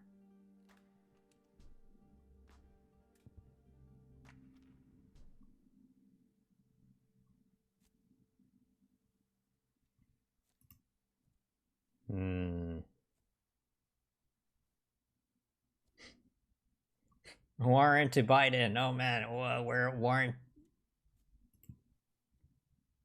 Where is it? Let's see. Politics? No, no, politics.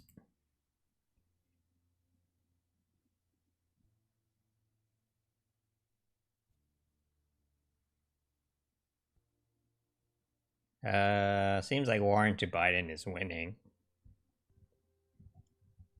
I don't know. I can't. After they've been like getting into fights, I can't see Warren people going to Bernie. Honestly, they just pissed off way too many people, man. They called her a snake. Like, what else did they? You know, some of the worst ones have called her. You know, like they've been using sexist language.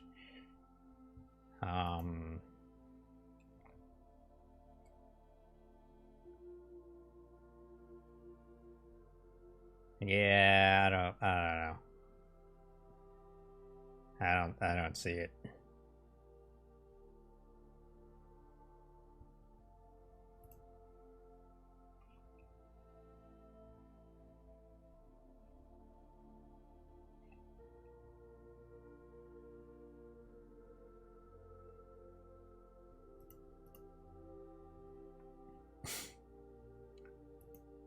Okay, probably shouldn't put this off.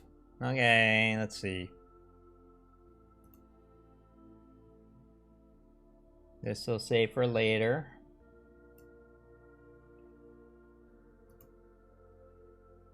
This will save for later. Or maybe I should sneak it in. I should sneak it in.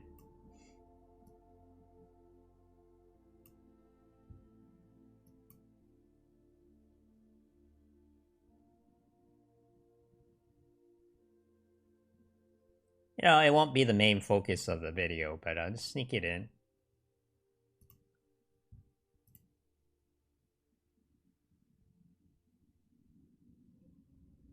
Okay.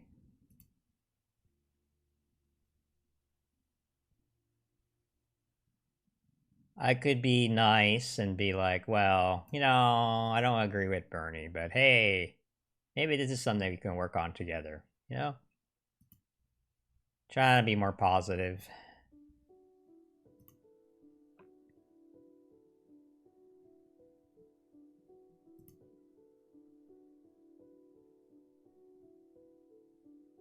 Okay, I don't need this.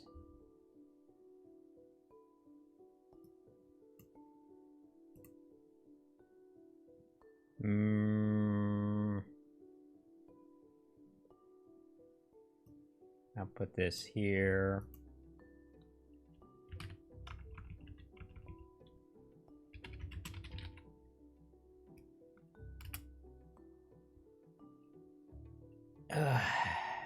Okay. Okay, I'm a little worried about David Kim because I saw the results and it looks like Gomez pushed over 50. It's 50.36%. And I hope that doesn't disqualify him. If that does, oh man, I don't know. I can see. Oh, it's gonna turn into a nightmare.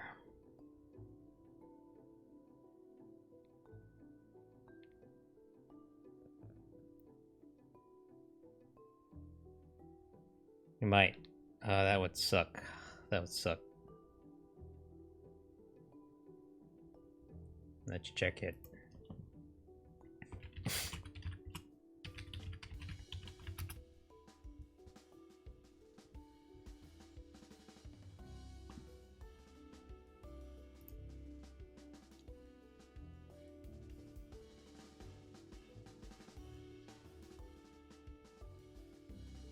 He was part of the LA Tenants Union, huh?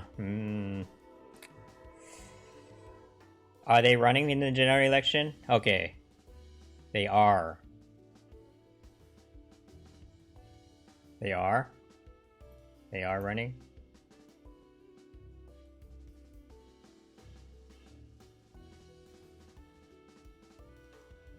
Okay, oh, thank God. Okay, oh, shh.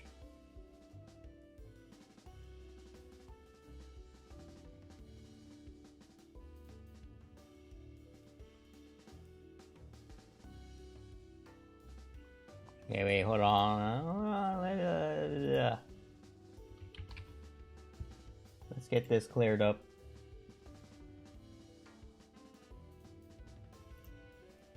Is this public? Yeah, it's public, okay.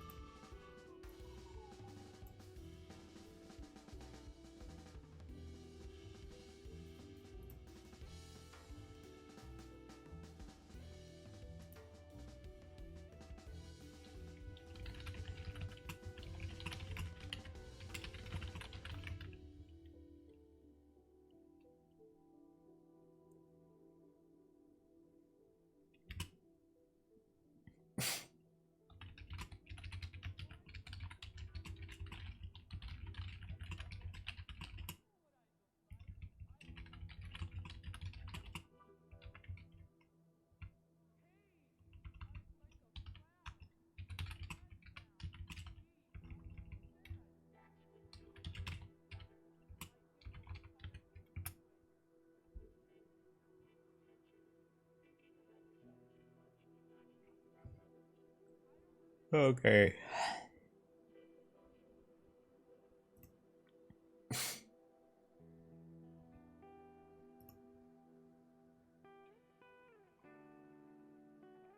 I should take a screen. Can I take a... Wait. Okay, no. I'll take a screenshot of this.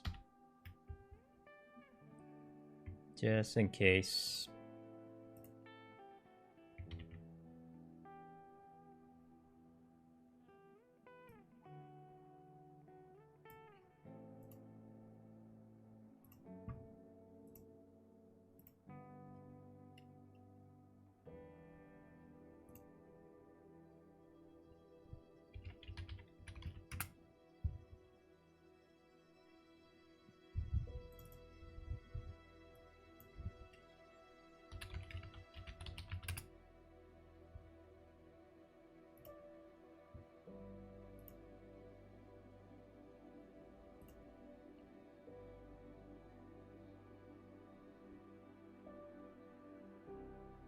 Hey, we beat out. See? Oh, man.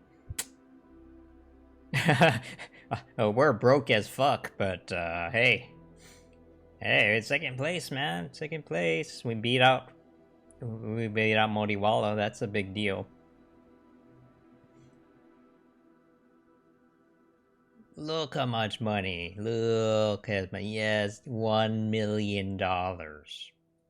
Is $1 million. This is what we're going up against. Oh, man. Oh, yeah, I need to make a video about this. But I need to make sure that we're actually in the race before I...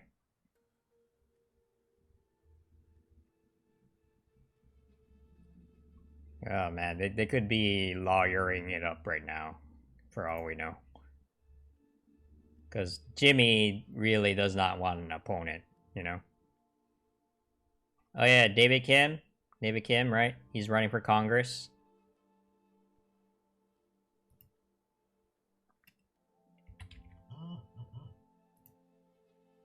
Oh, what was that?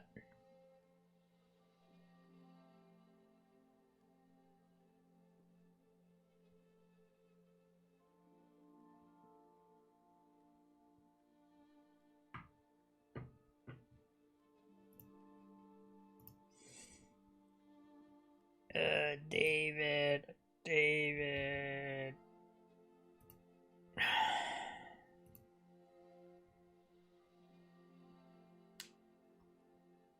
So if you're gonna support anyone running for Congress this year, David is your guy. We can win. It's gonna be hard as fuck, but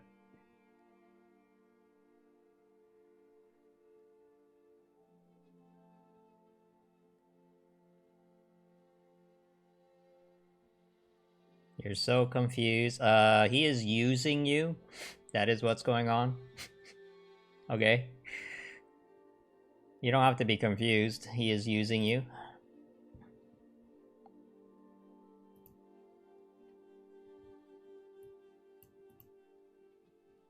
But you're kind of, I don't know. You're kind of, going at it willingly at this point.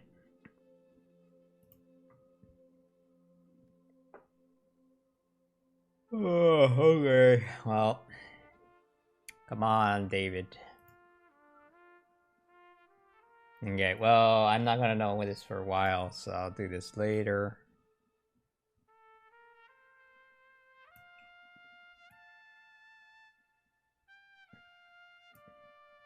Dog has been hiding the food. Wow, that's smart. You have a smart dog. Oh man, even your dog is playing is politically active now, you know, your dog is playing politics. Playing tricks. Tricks to get the doggy treats.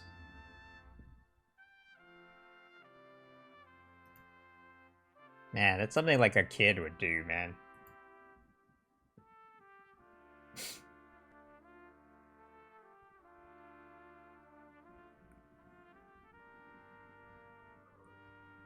Oh. Among people like good fortune wishes, they do. But it's like, okay, you slept with him and now he's asking you for money? That's seems pretty obvious to me, you know. He's a dick. Man. Okay, wait, focus, focus.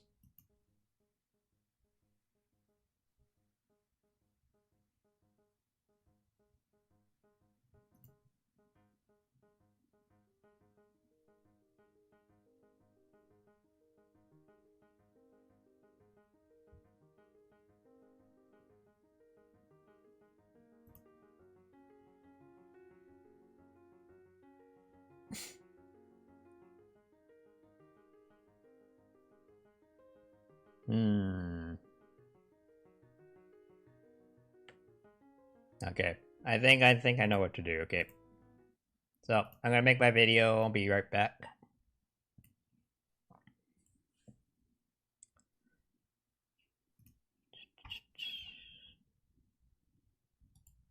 Let's I'm gonna use this as the thumbnail, I think.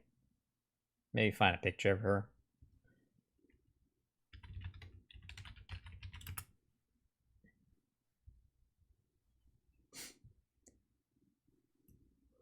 You either need to find a good guy, or you need to get your shit together and find your own place. Cause it just sounds like everybody you're trying to date is trying to use you for something. I don't know, it doesn't sound like a good situation to me, but you know, that's for you to decide, not me. All right. Hello everyone, this is Ryan from the YIMBY Arts Project. So you might have heard that Elizabeth Warren has dropped out of the Democratic primary race. I'm gonna just pull out a article, or you know, it's pretty obvious that Liz is dropping out. So you know, I actually kind of liked her on a lot of levels. You know, she's not perfect, but she has some good things going for her. So I just wanted to make a quick video here, kind of like, you know, showing the good sides of the other candidates. I've been trying to do that for everyone. Okay, so a lot of the people in the YIMBY movement, right? This channel is the YIMBY Arts channel. Yes, in my backyard, right? That's our movement. We are a pro housing group. And a lot of people in the YIMBY movement flocked to Elizabeth Warren as their candidate of choice. Me supporting Yang was actually kind of unusual. You know, I was one of the weird ones in the race. But, and the reason why people in the YIMBY movement love Warren is because she has a pretty decent housing plan, you know, and this was up in March. So this was way, way, way back before anyone was talking about housing crisis, redlining, right? Redlining came up a few times during some of the debates, which the YIMBYs were pretty happy with because this is the stuff that we're trying to get out into the public. So It's very slow process, but at least people are starting to talk about housing more now, which is kind of nice to see. But yeah, like, it's a very pretty good plan. Like, okay, she understands the problem very well. Home ownership is out of the reach for too many families, especially millennials, especially black families, right? They kind of dovetail into each other because the problem is just so bad because we just have a shortage of housing. And the fact that she underlined here is a good sign because there are people out there who still do not believe that we have a housing shortage out there, and it is a problem of housing supply. Some of the people who are in denial of this, they'll say like, housing supply, that's trickle down housing. Like, they try to like tie it in with Ronald Reagan, and it gets kind of weird. But Warren does understand the problem, and she does understand the solution. She's got a plan for that, like for real. We need to fill a hole in the marketplace, and I prefer Warren, even though both Warren and Bernie identify as progressive. I prefer Warren because she understands economics a little better, I think, So, yeah, so it's pretty good, right? Zoning, right? Housing costs, bringing down the costs of construction. She's actually understands that things cost money, and it's good for to use new construction techniques to bring down the costs. I'll make a separate video about that in a little while. But yeah, so the other thing I liked about Warren was that she used to be a Republican. A lot of people don't know that. But she used to be a Republican when she was younger, and then she switched over, and she's gone back and forth, on a lot of issues a few times. A lot of people don't like that about her because she thinks like, oh, you're sleeping with the enemy and that kind of thing. But I think she's a lot more bipartisan than people give her credit for. So I don't know. I wouldn't have minded a Warren nomination, although going against Trump is going to be really, really tough for her. But no sense talking about that, right? Okay, and we can since this is a pro Yang channel, I do have to talk about this a little bit. But this is why I liked Yang. Yang talks about NIMBY. Not in my backyard. There's a lot of wealthy neighborhoods who are not doing their part to combat the housing crisis, and I really, on my end, I wanted a little bit more enforcement coming from the federal level, and I thought Yang would be doing that. Warren has a good plan of how to get there. Yang's plan has who are we going to have to be dealing with when we try to get these solutions enacted, right? And I felt, at least personally, that Yang knew what the real challenges were ahead, even though I would have really preferred, like, his zoning policy is very, very short, and this is probably the reason why a lot of Yimbys did not go to him, because they're like, okay, all right, yeah, you said NIMBY, but if it was just a little longer. I really tried to push for this during the campaign, but I just didn't have enough time. So what does this mean? Okay, this is... Okay, let's look at the Democratic primary results, right? So, on the surface, it seems like Joe Biden and Bernie are toe-to-toe, but now that Michael Bloomberg has dropped out, most of his supporters are probably going to go to Biden, and then Warren is a little question mark, because she identifies as progressive, so I do think some of them will go to Bernie. But from the things I've been seeing, like, Elizabeth is more moderate of a candidate than a lot of people think, I think. She has some very progressive policies, but in practice, she is a career politician, and she's probably going to end up siding with the establishment candidate, She may decide, like most people are probably predicting, that she's probably going to stay out of it and not endorse anyone. But yeah, so it's probably going to either be a 50-50 split, or actually it might tilt in favor of Biden just because Bernie and Liz have been like, banging heads the last couple of weeks, and there's not really too good, like there's not too much mutual good feelings between the two of them. So you can tell that Bernie's campaign is probably over, and I think some people are starting to realize that in his camp right now, and they kind of, they're getting a little aggressive about it. So, interesting thing. Okay, this might seem like it's coming out of nowhere, but I'm going to tie the, make the connections here. Jim Stearns. Okay, who's this guy? He assaulted a former campaign staffer, Chelsea Bowden. These people are fairly well known in San Francisco on a local level, and this is kind of a big deal. Like, one consultant, this is a politician now, people who work in politics, they assaulted a campaign staffer over political disagreement. That is nuts. And what? Oh, Jim Stearns is friends with Aaron Peskin? Who's this guy? Aaron Peskin is someone that Bernie actually endorsed.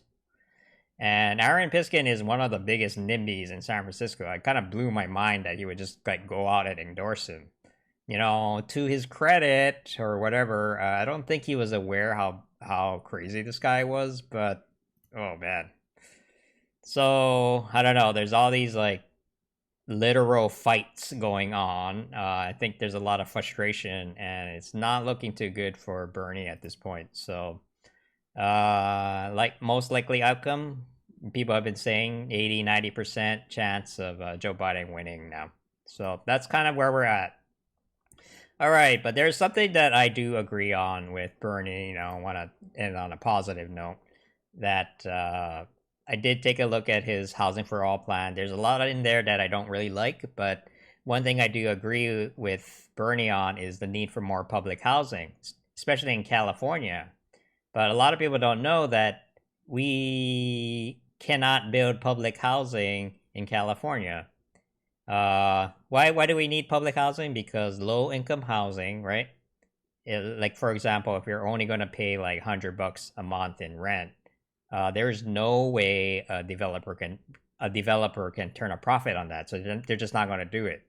So that's why we need the government to step in and cover the construction and maintenance costs of public housing, but we can't do that because of Article 34. Like, right? And you can read this article if you're interested, but this year we're going through the process of trying to overturn this to make it easier for the government to build affordable housing. This is kind of a huge setback in the affordable housing market right now. So. And I do think, okay, so Ben Allen and Scott Wiener normally are on the opposing sides of the housing debate, but they came together on this and co-authored a bill to try to repeal it. So I'm hoping, that the Bernie people can help us get this done, like, they really did not like SB 50, and we can get into that more in that detail later. But I do think we can at least agree that repealing Article 34 is probably a good thing because it takes away power from the NIMBYs. NIMBYs. Yeah. Okay, so anyway, that's my tribute to Elizabeth Warren, And I think, she's a smart person, She's a Harvard professor. She knows her policy, and she knows her way around Washington. And she's a very, very skilled politician. So, I wish her the best, but we'll see what happens next. I'm actually, like, from a YIMBY's point of view, it doesn't really matter that much who wins. Our main mission is to make sure that everyone in the campaign is talking about housing, and I think we made some progress in that area. Our candidate of choice, including myself, did not win this year, but try to see the good things that came out of 2020. All right, so thanks a lot for watching, and see you in the next video. Okay, take care.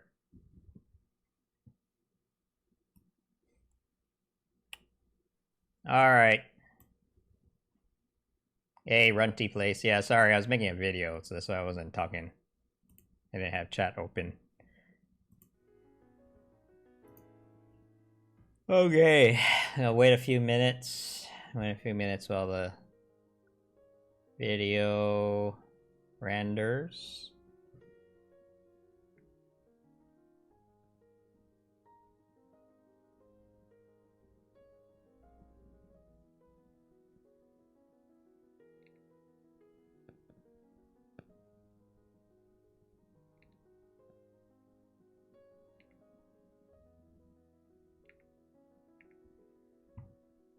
What do you call a mouse that swears? What?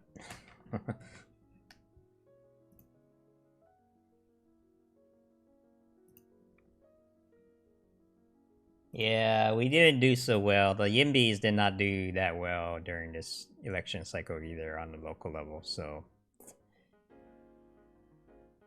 Oh, wait, there it is. Humanity Forward, the group. Hey guys, you know, let's join up.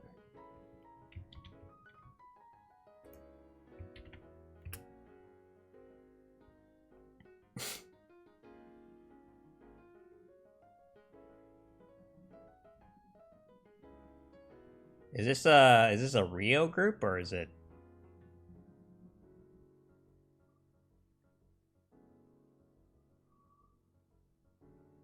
Is this an official group?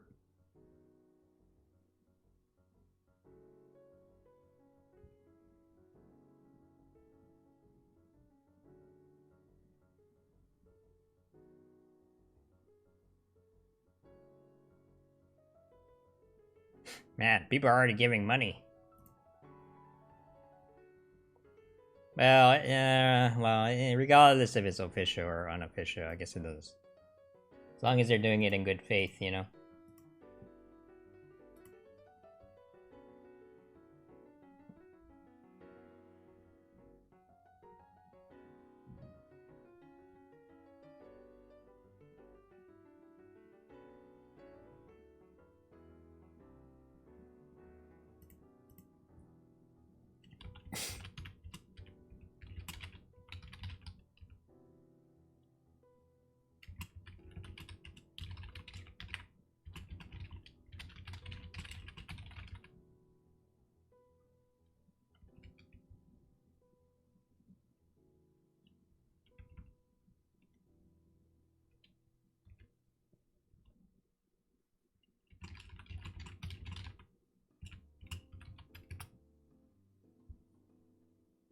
Okay, thank God. Okay, he's still in the race. Okay.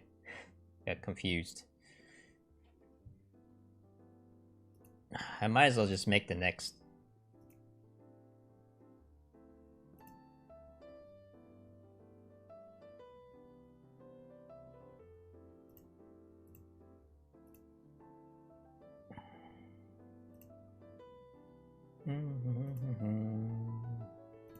Okay, this is done. David Kim for U.S. Congress.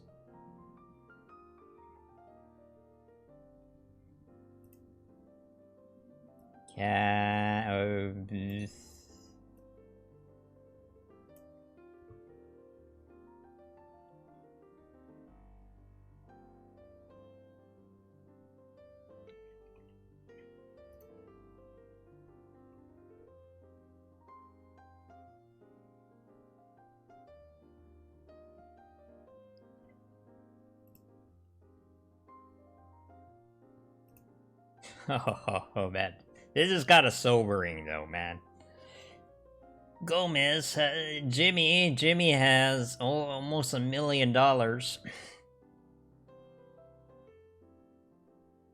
How did he? Oh wait, he's self-funding too, so he's.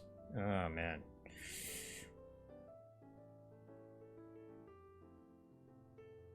I mean, basically, we spent everything. Hey, we can win, man. Get the money. We have the people. That's what we have.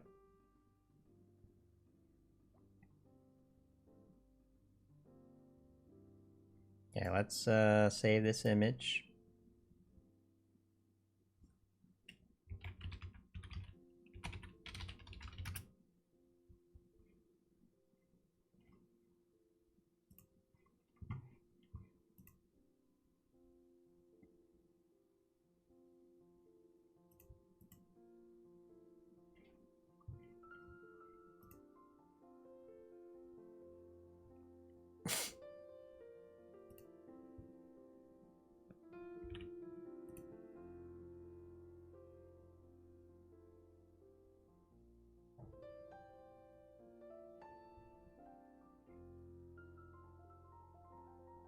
Okay, make a new video, or hey, wrong turn, welcome. Make a new video or cut the...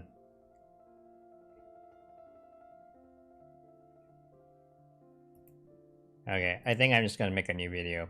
Sorry, but I'm gonna be... Okay, I'll be off chat for a little while. This one should be really short.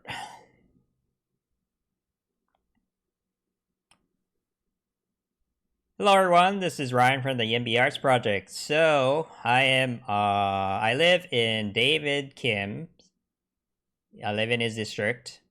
I voted for him, of course, because David Kim is a Yang Gang, and he is running on a pro-UBI platform. This is the exact sort of thing that Yang has just announced in his in the View today.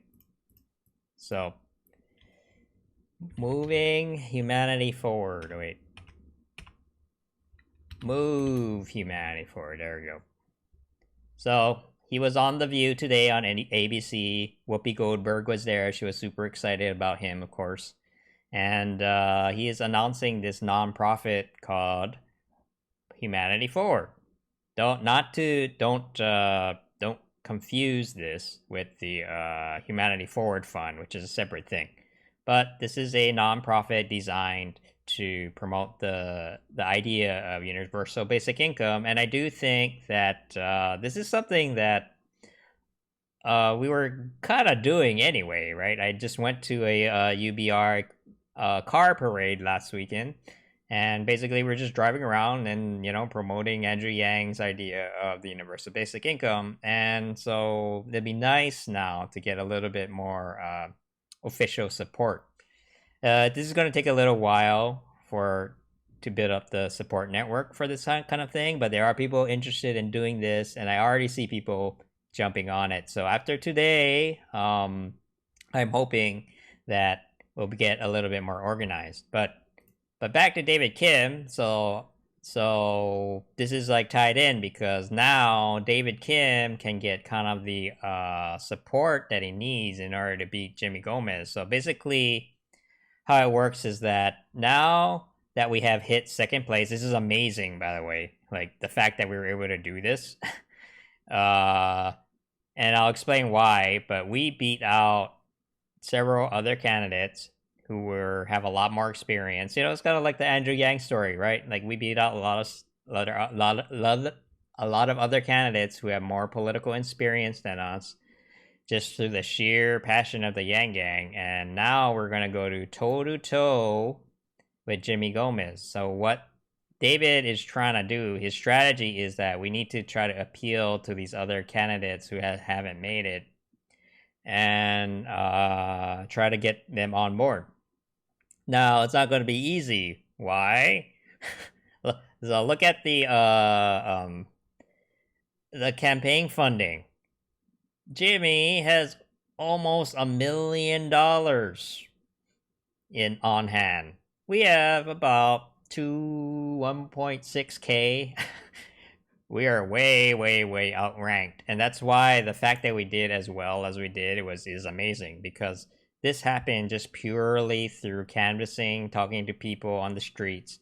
And because the number of votes in local elections like these, well, Congress is not really local, but the fact that we did this well in our county, and if we can consolidate the votes from these other candidates into David's campaign, we could actually win. You know, we would try to strip off some of these votes from here. Like Jimmy Gomez is not really a well-liked incumbent, but he is still an incumbent. You know, people will vote for him just because he's familiar. But if we can like make a case to some of his supporters that hey, David would actually be a much better candidate, a congressional candidate. You know, don't you want someone that you want to be proud of, right?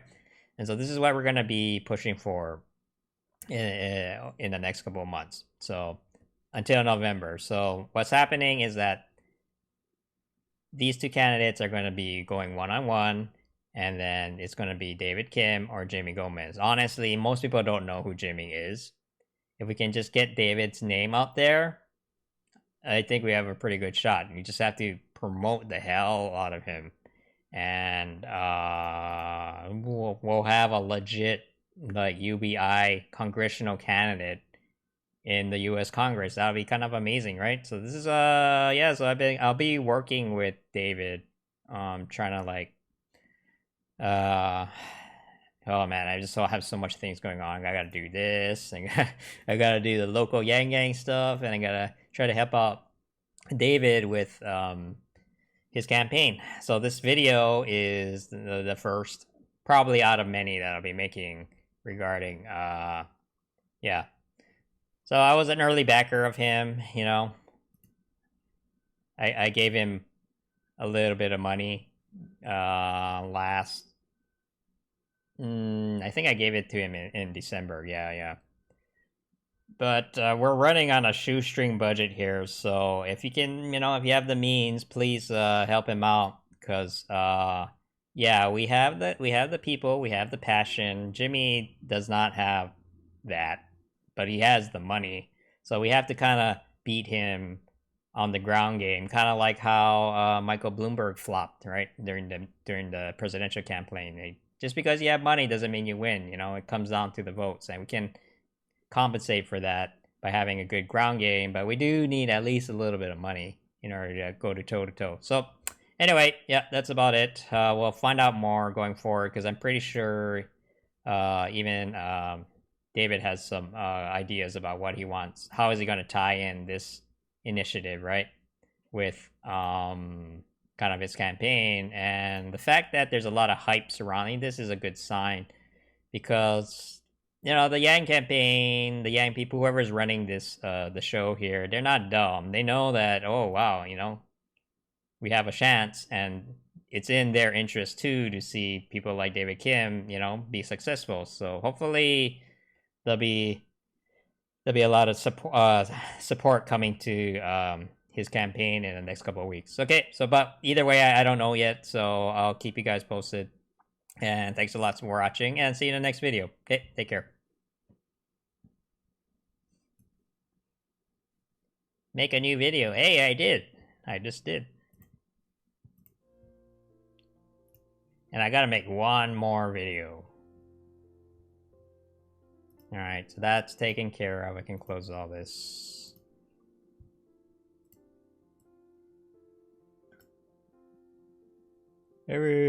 Hopefully it was under 10 minutes.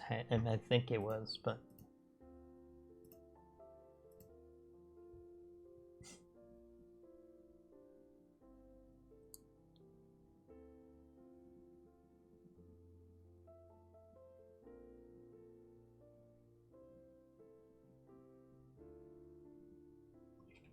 Anything happening on Twitter so I can distract myself from the things I should be doing. Yeah, we can watch this. I already watched it a few times, but... We have to get our country working for us again, instead of the other way around. We have to let our fellow Americans know that economic... Hey, I was... We have to the other way around. Okay, no. I thought I was there. We have to let our fellow Americans know that economic value and human Holy value crap, he are gave him not the same $2,000 already. We Man. have forgotten the power that we hold. We are still in control. All right, man. This is looking good. We increased the popular support for universal basic income to 66% of Democrats. We accelerated the eradication of poverty in our society by years, even generations. This wave is just beginning and will continue to build and grow until we rewrite the rules of this economy to work for us, the people of this country. Let's give our kids a future we will actually be proud to leave to them. Let's let them know what people can still do in the United States of America. This is the beginning. This movement is the future of American politics. We are just getting started.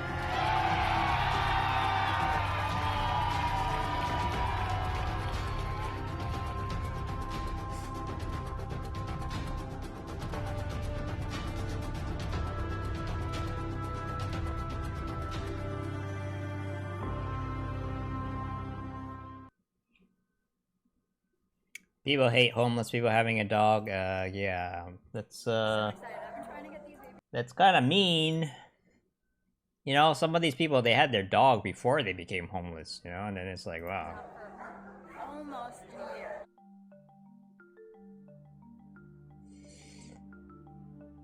For about 2 years, a homeless man and his 2 pit bulls were like the celebrities of the neighborhood. Everybody loved them. Yeah. But then some people in the neighborhood decided they didn't want a homeless man with 2 pit bulls. One woman made a false report that she got bit by one of them.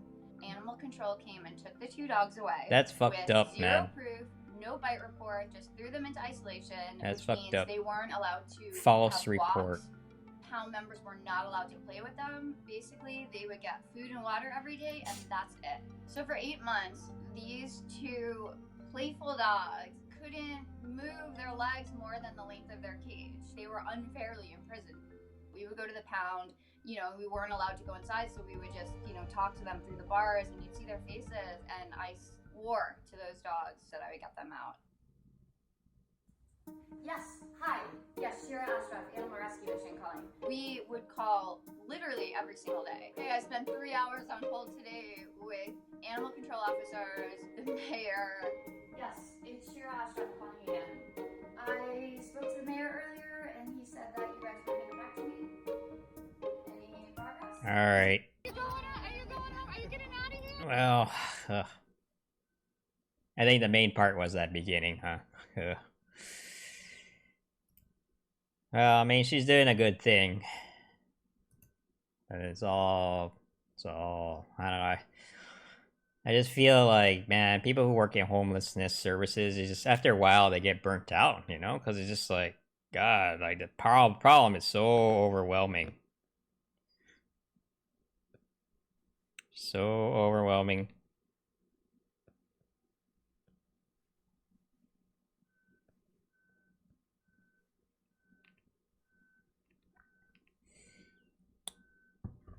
And I mean, the point is that we should need to help people before they become homeless, but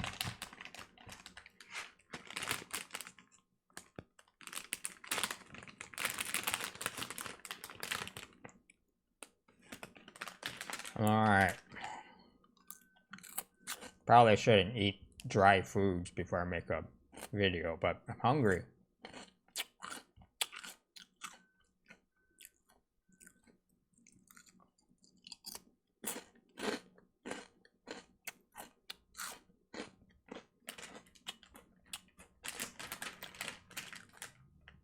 Alright. Let's see. Let's see if I can make this short. Probably not, but I can make it short if I just don't talk about a lot of things.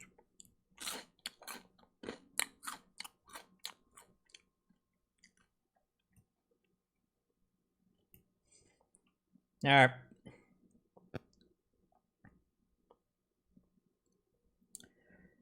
Hello everyone, this is Ryan from the YIMBY Arts Project. So, I should probably talk about housing once in a while. I do talk about housing, but, you know, I like talking about Andrew Yang too, but here's a housing video. Housing. Okay, so, you know, if you've been following this channel, you probably heard all the reasons why we're probably screwed in terms of housing. You know, it's kind of like, hey, why are there so many homeless people around? It's because they don't have homes, right? That makes sense to me. we have a housing supply problem. So if we build more housing in general, you know, any type of housing, low income, subsidized, middle income, market rate, you know, it's not left, it's not right, just build more housing, build more public housing. I'm a strong supporter of public housing as well. Just build anything, please, thank you. But we just can't seem to do it, so it feels like it's hopeless, right? Now, this is a political problem, you know, and I do think, like, some people get the idea that, you know, based on the things that they hear from NIMBYs and, you know, people who are being politically disingenuous, that it's going to take forever and years and decades to get out of this housing crisis. But it's actually not, well, it's going to take a little while, but it's actually not that true in terms of actual construction. So I just wanted to make a video here showing a Chinese company building a 30-story building in 15 days. That is nuts. You know? Alright. Yes, this is China. As it says.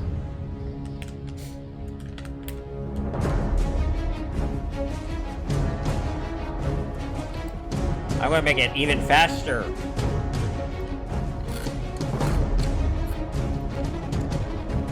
Oh man.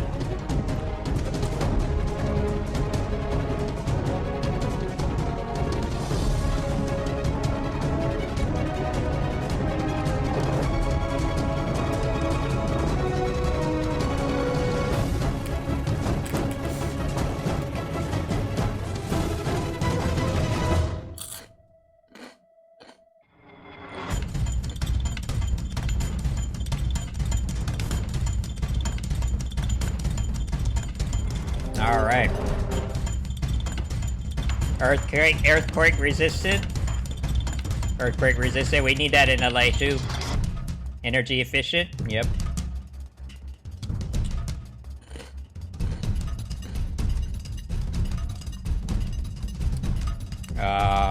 Air purification. Yeah. We could use that in LA as well.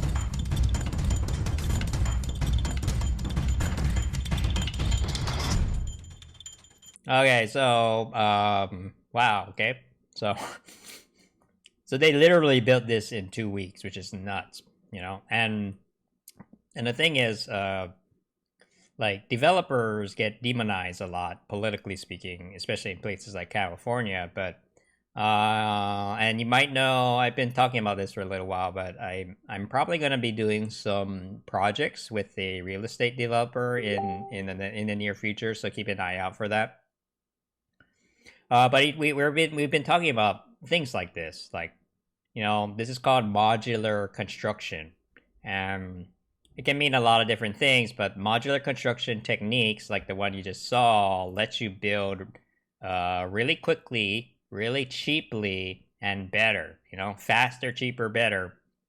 And there's a ton of people in LA and San Francisco who are very, very interested in doing these kinds of things because, you know, the housing crisis is just so bad right now, right? The only thing that is holding us back is politics. Like, if we can get like for some of like buildings like these, some of the planning process can take 7 to 10 years, you know? And that's why a lot of people get very discouraged, because it's like, wow, okay, we finally got permission to build housing, but it's going to take 10 years. You know, that's how much red tape there is during the process. So if we can make it easier for developers to do these types of projects, we can really build our way out of this problem very, very quickly, right? 30-story building in 15 days, we can be out of the housing crisis in a couple months, but we just have to really be willing to do it. And in a weird way, the fastest way of getting there is actually through politics, you know?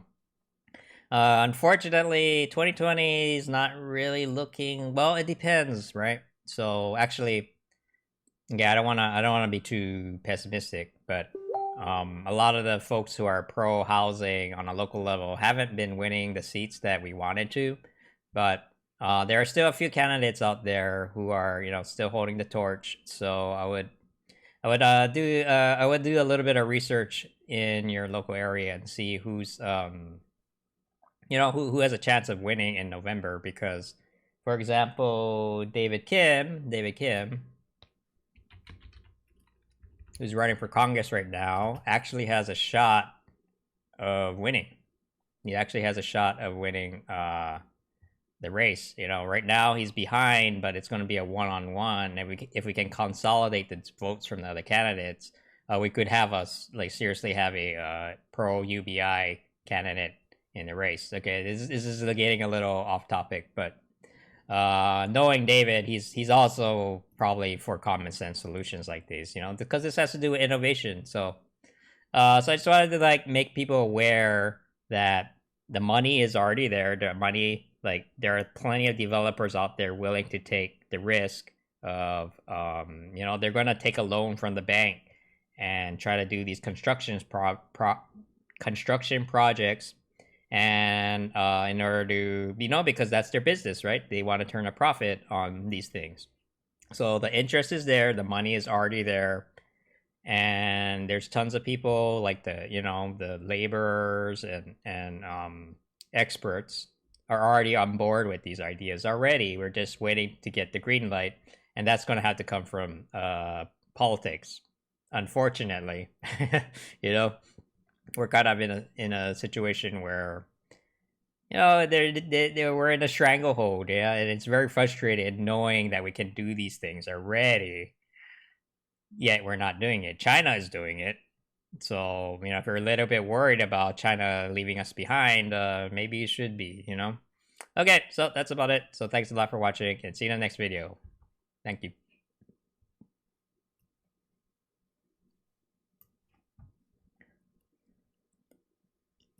This one's messed up. All right, more messed up.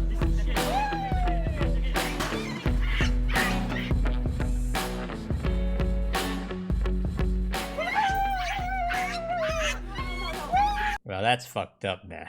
Oh my god. That's so fucked up. Yeah, and they think they're doing a good thing, right? That's the messed up part about it.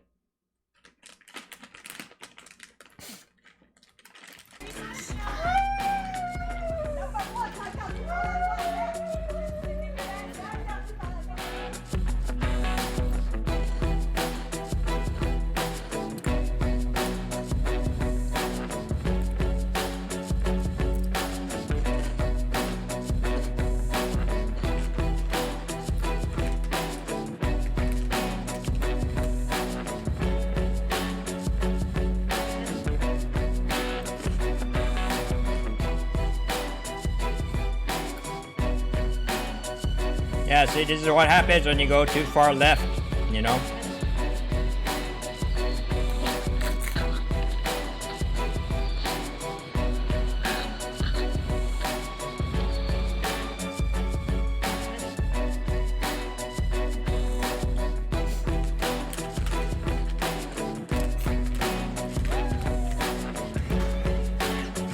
Nice butt crack. Yeah. Oh, man. Ugh. What the hell, man? Oh, he got his puppy back, at least. This is a while ago, huh? Well, hopefully they're gone. Oh, man.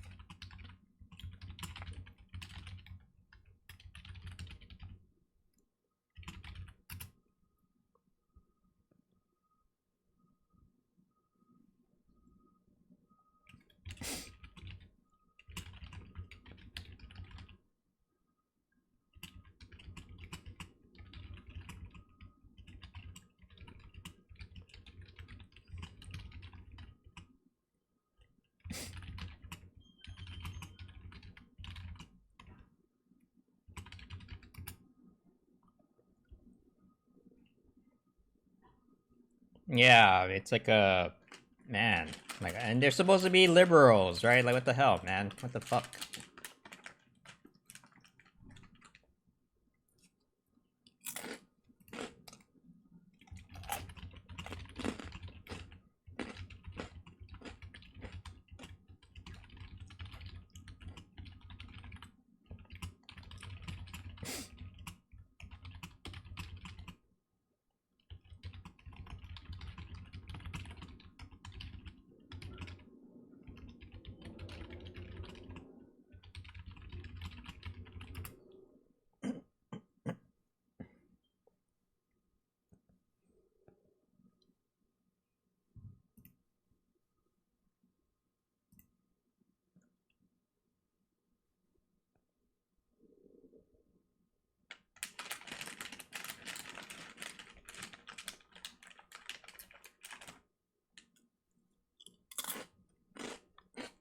There's a meeting. There's a meeting with the Yang Gang. Hold on, let me see the agenda.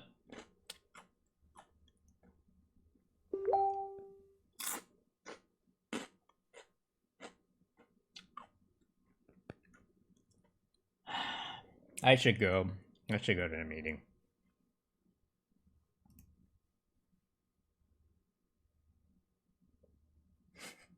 It's starting in 20 minutes. Oh my god. Okay, sorry everyone. I'll be back. I'll be back after the meeting.